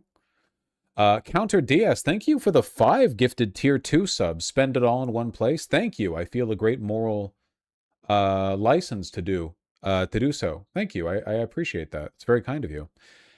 Hariel, thanks the gifted Tier 1 sub. Good Faith Goblin, thank you for the gifted Tier 2 sub. Peeps, thank you for the Tier 1 sub. Been watching you for Yunks, big fan. You got me back into playing video games after a 30-plus year hiatus. Keep up the good work. It's a wonderful art form. It really is. I recently picked up, what's it called? Not Pathologic. I've been playing that one for a while. Pathogenic, the top-down shooter where you play as a little mutating bacteria. Pretty cool. Pretty cool. Really good game so far, at least. Sick game. Sick game. Yeah, saw it on NL. Got it immediately. Good Faith Goblin, thanks the gifted 2 sub. Tomorrow, thank you for the $5. Borrowed my mom's credit card, punched it in my PayPal. Mwah. Thank you. Shaky09, thank you for the $5. Appreciate that. Happy to make your work days a little bit more bearable. Very much my pleasure. And no, I haven't spent much time in Michigan. Buttons and Gibson's Suicide Machine, thank you for the Tier 1 subs both. If I was a bedbug, would you love me? No. Smedby, thank you for the Tier 2 sub. Hey Vosh, I'm trying to convince my multi-millionaire parents to make a sizable donation to PV. I'm sure PV would appreciate that very much. Being their trans daughter, I hope they'll go through with it. Well, shit. For the sake of PV and everyone they canvass for, I hope you're able to convince them. God damn. Trout Dealer, thank you for the Tier 2 sub. I like good news streams. You should do these more often. Well, the universe should pitch me more material for them, huh? Cogito, thank you for the $5. Did you hear about the attack on Berlin Pride? I'm really worried the Nazis are going to win the September election now. I don't think the attack on Berlin Pride is more likely to allow the AfD to win, but if it makes you feel any better, the AfD isn't meaningfully any more extreme than any other, than like the Republican Party. The AfD might pretend to be more extreme, but in reality, like every other fascist party in the West right now, they're utterly captured by capital. They're captured by Israel. They're captured by capital. They don't have the social momentum necessary to like dispel the other incentive structures and realign everyone under the apparatus of like an ethno-nationalist state. Not to say they're not bad. They are very bad. But I'm just saying, like, remember that they are going to be bound by the same chains as America or Italy when it comes to fascist governance. Abstract, thank you for the $20. You were in the zone today. Thank you. I felt pretty good today. Yeah, I really did. I slept pretty well, you know. The Ghostmaker, thank you for the $5. I'm not saying that Taiwan couldn't mount a good drone campaign to defend itself. I'm just saying that a direct American military intervention would probably end poorly for us at this point. Euclidean Kennedy, thank you for the $5. I might recommend vitamin E cream for your face. It works well for repairing skin and general moisturizing. Yeah, I think this is also a little bit embarrassing as well, but I think I have like a fungal thing because I've had this weird itchy like bit of redder skin right here for like a month. And I tried putting some, what's it called, Travacort on it, and it's better. I don't know. I feel like I fucked up my skin barrier and now like my face is falling apart. I don't know. Eczema? No, not eczema. Super annoying though. Kowalski, thank you for the $5. Promoting my YouTube Prairie Fire, Nebraska. Please tell people to go watch, subscribe, and like. Kowalski, you know perfectly well we don't do that here. All right. Prairie Fire on YouTube, compounding crop crisis. If you want to see this, let's be real here, absurdly attractive meatloaf of a man talk to you about farming and ecological crises, go and check out Prairie Fire, friend of the channel. Like, Jesus, seriously. It's why this motherfucker, I'm fine with the take posting, but every once in a while Kowalski's in here and he's like, just did 50 pull-ups, how about you? And I'm like, come on, man. Come on. Squid, thank you for the tier 1 sub. Very true. Hey, speaking of Giga Chads, I'm sorry, I'm doing this deliberately. I'm wiping Kowalski's face off the screen by replacing him with a rare example of a person who's more muscular and more attractive. And that's not fair to you, Kowalski. It's not fair what I'm about to do to you. I found the new style inspo. I've always hated the fact that very muscular people tend to dress poorly and their excuse is that they can't fit in clothes that fit them properly. Take a look at this guy. That is a good fucking fit right there, huh? Look at that. What a phenomenal... The more your body type deviates from the norm, the harder it is to get off-the-rack clothing that fits you properly, especially suits. Look at that. Sleeper build? I don't really think it's a sleeper build. You can tell his shoulders are super broad. Like, look at how far out his shoulder line comes from his hips. That's how you can tell. His hip is like right here where my mouse point is, and his shoulder is out fucking here. So you can tell. If you understand proportions, you can tell. But look at him. So often muscular men dress badly, but this guy does such a phenomenal job using his build as a springboard off of which to build classical proportions. Like, he's using his musculature to accentuate the traditional proportions rather than as an excuse why he shouldn't follow them. Look at that, man. Less sleeper, slightly less of a sleeper build on this one. You know, you might get a slight inclination when looking at him that he's fit, you know? God, he looks so good.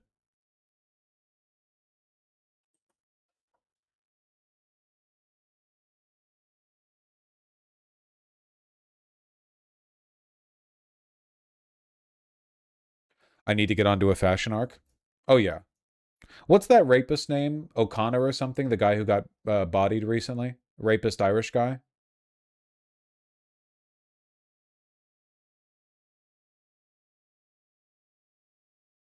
McGregor. It's just a great example of why it's... because so many muscular guys suit up like this and just look disgusting. This is a real sleeper build. He dresses so poorly you can't even tell he's insanely ripped under there. Look at that. He pays like tens of thousands of dollars for these custom suits. Like all conservatives, he has no sense of taste because he hates Western traditions. He looks like this in every single suit that he wears, by the way. Like all of them.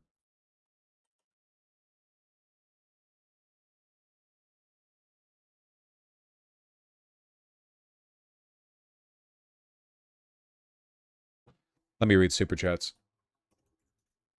Because I didn't yesterday. Or sorry, the day before yesterday. I didn't last stream. Get that ugly bitch off my screen. Robert Field, thank you for the $5. Insulin Guy, thank you for the $2. Balco Books and Haley, thank you for the $5 and £5.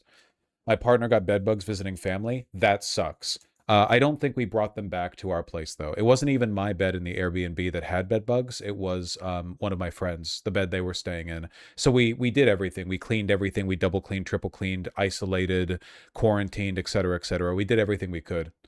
Congratulations on getting the pay raise, Balco Books. Insulin Guy, thanks for the $2. Atlet Astria, thank you for the $10. Really appreciate that. Thank you.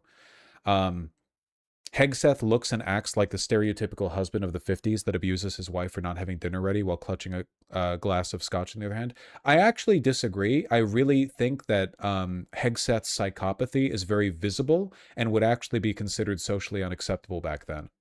Like, people were more misogynistic back in the 1950s, but it was considered socially unacceptable to demonstrate that misogyny with like an open contempt. It was much more common to be like paternalistically sexist, whereas modern malicious, like active, aggressive, not just condescending, but like violent misogyny, I think is popularized through like the Tate brothers and stuff like that. You know what I mean? I really think that if you put Hegseth back then, he would be like a freak to them. Red Baron, thank you for the 4 £2 donos. Appreciate that. Lorenzo McCoy, thank you for the $2. Novitus, thank you for the $10. Still Alive, thank you for the 2 $5 donos. I really appreciate that. Benjamin Gilbert Liff, thank you for the donos yesterday after I muted and or banned you. I forget which. Thank you for the $150 donos. Just found out Progressive Victory was responsible for 20% of all the phone bank dials made on behalf of Milat Kiros. Yeah, no, really, that's the kind of stuff you should be posting about if you want any recommendations on what to look at socially, you know, or like, sorry, what to post to your socials. That's a strong set. Yo, AOC features in Abdul Al-Sayed's final ad going into election day. Nice. Look, for all the criticisms I've leveled at AOC, and I stand by those criticisms, it seems like she might really be gearing up for a presidential run, which is hasty, but like, I guess we're on a time limit anyway.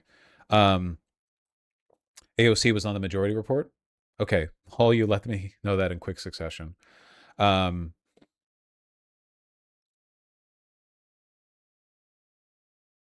on how things are going right now, I imagine I'm going to be a strong supporter of her in 2028.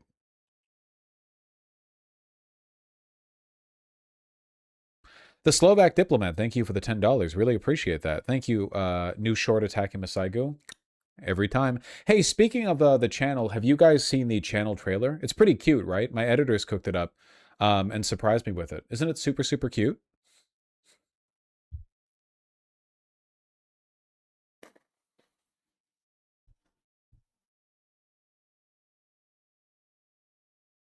I liked it a lot. You're pretty funny. Sometimes it's true. Thanks. I appreciate it. The Gen Z editing helped a little bit, I think. C. Gaspacho, thank you for the $10. Really appreciate that. The data center they're making me work on is already cutting corners just at the soil prep phase. That's so fucking funny, dude. They're all so fucking cheap. Hey, I'm really sorry about the health hazard to you. Just make sure to, like, I don't know, wear 50 N95 masks stacked on top of one another or whatever. Evil Paradigm, thank you for the $10. Thank you. Zoe Spencer, thank you for the 10, 5, and $10 donos all in a row. I really appreciate that. Thank you. We talked about this yesterday, the body cam stuff, so I addressed those donos. Thank you. I really appreciate that. Smedby, thank you for the $10. Hey, Vosh, living in Grand Rapids, Michigan, and working in a quality-centered, left-leaning manufacturing company that supports my gender transition. Nice! That's awesome. I really appreciate it. Yeah, that makes sense, Masaigo. Everyone's cost-cutting, omnisegment stuff, blah-de-blah. Zoe Spencer, thank you for the $10. Really appreciate that. The performative incuriosity with my being trans is wild. Like the amount of talking in circles they do to avoid asking. I'd rather they just call me a slur and walk away, lol. Yeah, I agree. I think that, like, look, to most people, like, I guess I'd call them normal people in a non-normative sense, but I mean normal in terms of, like, adheres to common understandings of issues. Trans people are going to be pretty weird. It is weird to be trans. Not a normative judgment. It just is. It's less common, you know? It's not just less common. It's less common and, like, challenging to a whole bunch of normative sentiments. Like, it's not like, you know what else is less common? Red hair. But you see red hair and it's like, oh, red hair. Okay, I get that. But transness is like represents a challenge to a whole bunch of normative values, which means that, like, it's weird to a lot of people, you know? I think that when things are weird, it's okay to ask questions. I've always argued that, like, understanding is a core element of inclusivity. So you must understand. And to understand, you have to be curious. You have to ask questions. It's really, really, really important to do that, you know? Hassan's been doing a really good job with the suits lately. Genuinely, he's really, really upped his game. Does anybody know where he's getting them from? Has he said, like, he has a preferred shirt tailor or suit maker? Anyone of his size is probably going to be getting custom. I mean, he has money too. More money than I do, certainly. He's probably getting custom suits. He's a tailor in LA. He's not getting these, like, proper cloth shirts or whatever. Blank Moo, thank you for the $5. Oh, speaking of suit jackets, have you guys, I only briefly showed it. Have you seen the anthology jacket? Hold on. It's not going to look that good with what I'm wearing right now. Because I'm wearing a navy blue camp collar shirt as well. But it's a basket weave. See, look how light that is. It's a summer basket weave linen jacket. Still need to have the sleeves finished, but it fits me pretty good. See, but yeah, I wouldn't wear it over a navy camp collar shirt.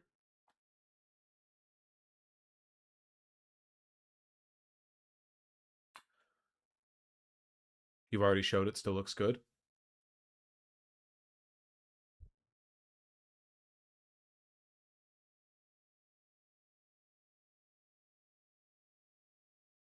A jacket does good things for your traps. Well, the whole point of a canvas suit jacket is that it has a structure. You know, it's the slope.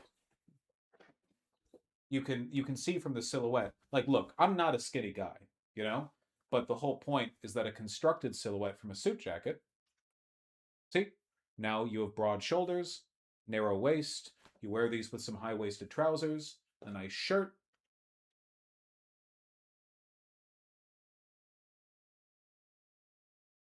Accentuating masculine proportions. Consider adding shoulder pads. Well, any canvas suit is going to have some degree of shoulder padding. There's horsehair underneath this, which is not actually made of horsehair, but that's what it's called. And it constructs a silhouette on its own.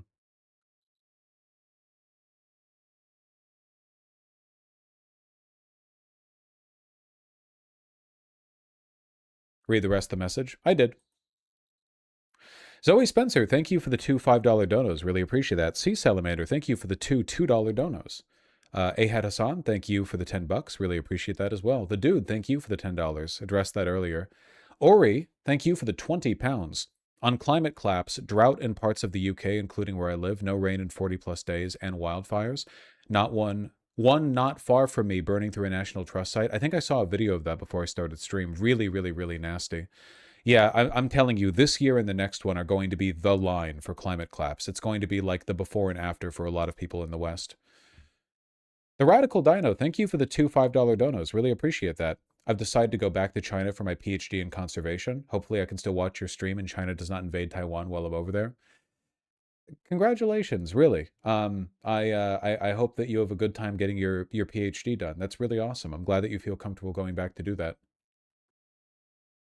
But yeah, I don't think Taiwan can hold a fight against China. They're too consumed by their post-industrial decadent lifestyle. Also no US support. You mean like Taiwan is not able to socially commit? Like the people of Taiwan might be more willing to just give up the goat and be part of China than they are willing to engage in the kind of like drag out fight that would be required to defeat China if they even could. Because like fighting China and winning, assuming it's even possible from Taiwan's perspective without US support, would be like a total war situation. You know what I mean? Yeah, they're not like Ukrainians. Like it's not like Ukraine was much poorer when this whole thing started. But like is Taiwan willing to fight to the last man? I don't know. It's rough, man. I don't like war. War is bad.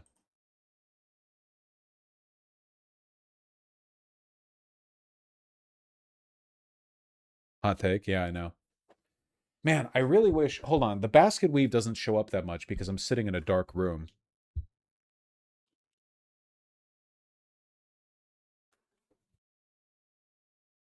Isn't that a neat texture?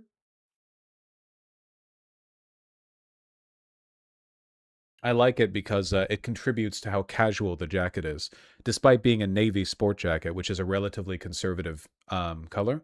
In fact, navy is the most conservative color, second only to black. Maybe charcoal gray. I don't know. It's a more casual jacket because of its construction. Very nice, very nice. I still haven't worn this with trousers. I need to wear this with trousers and a suit to get a feel for the proportions. Does a pretty good job fitting me. You know, like...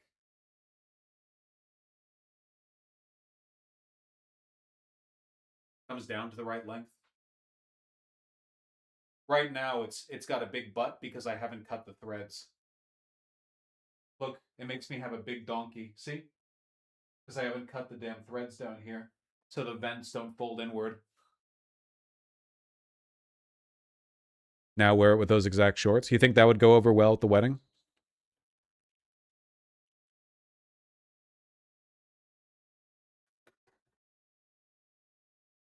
I can't hear, but I'm assuming you need to remove those stitches. Yes, yes, yes. When you get a suit jacket, that's one of the first things you do. You cut the stitches here. I just haven't cut them yet because I didn't know whether I was going to go with this jacket, but now I know for sure. I really like this. Yeah, you cut them there. You cut them. The pockets usually have them. These pockets do not, it seems, but especially these ones. Okay, I think that does it. Guys, I'm delighted to have had this stream because for the first time in a long time, basically every single piece of news was good. In part, that was a choice, but it's also because we've gotten a wave of positive information. So, you know, really happy about that. Everyone, please take care. I do not know if I'm going to stream tomorrow. I am still hosting Friends. It's one of the reasons why I tried to cover stuff a little bit purposefully today. So everyone take care, have a wonderful day, and I'll see you when I see you. Bye-bye.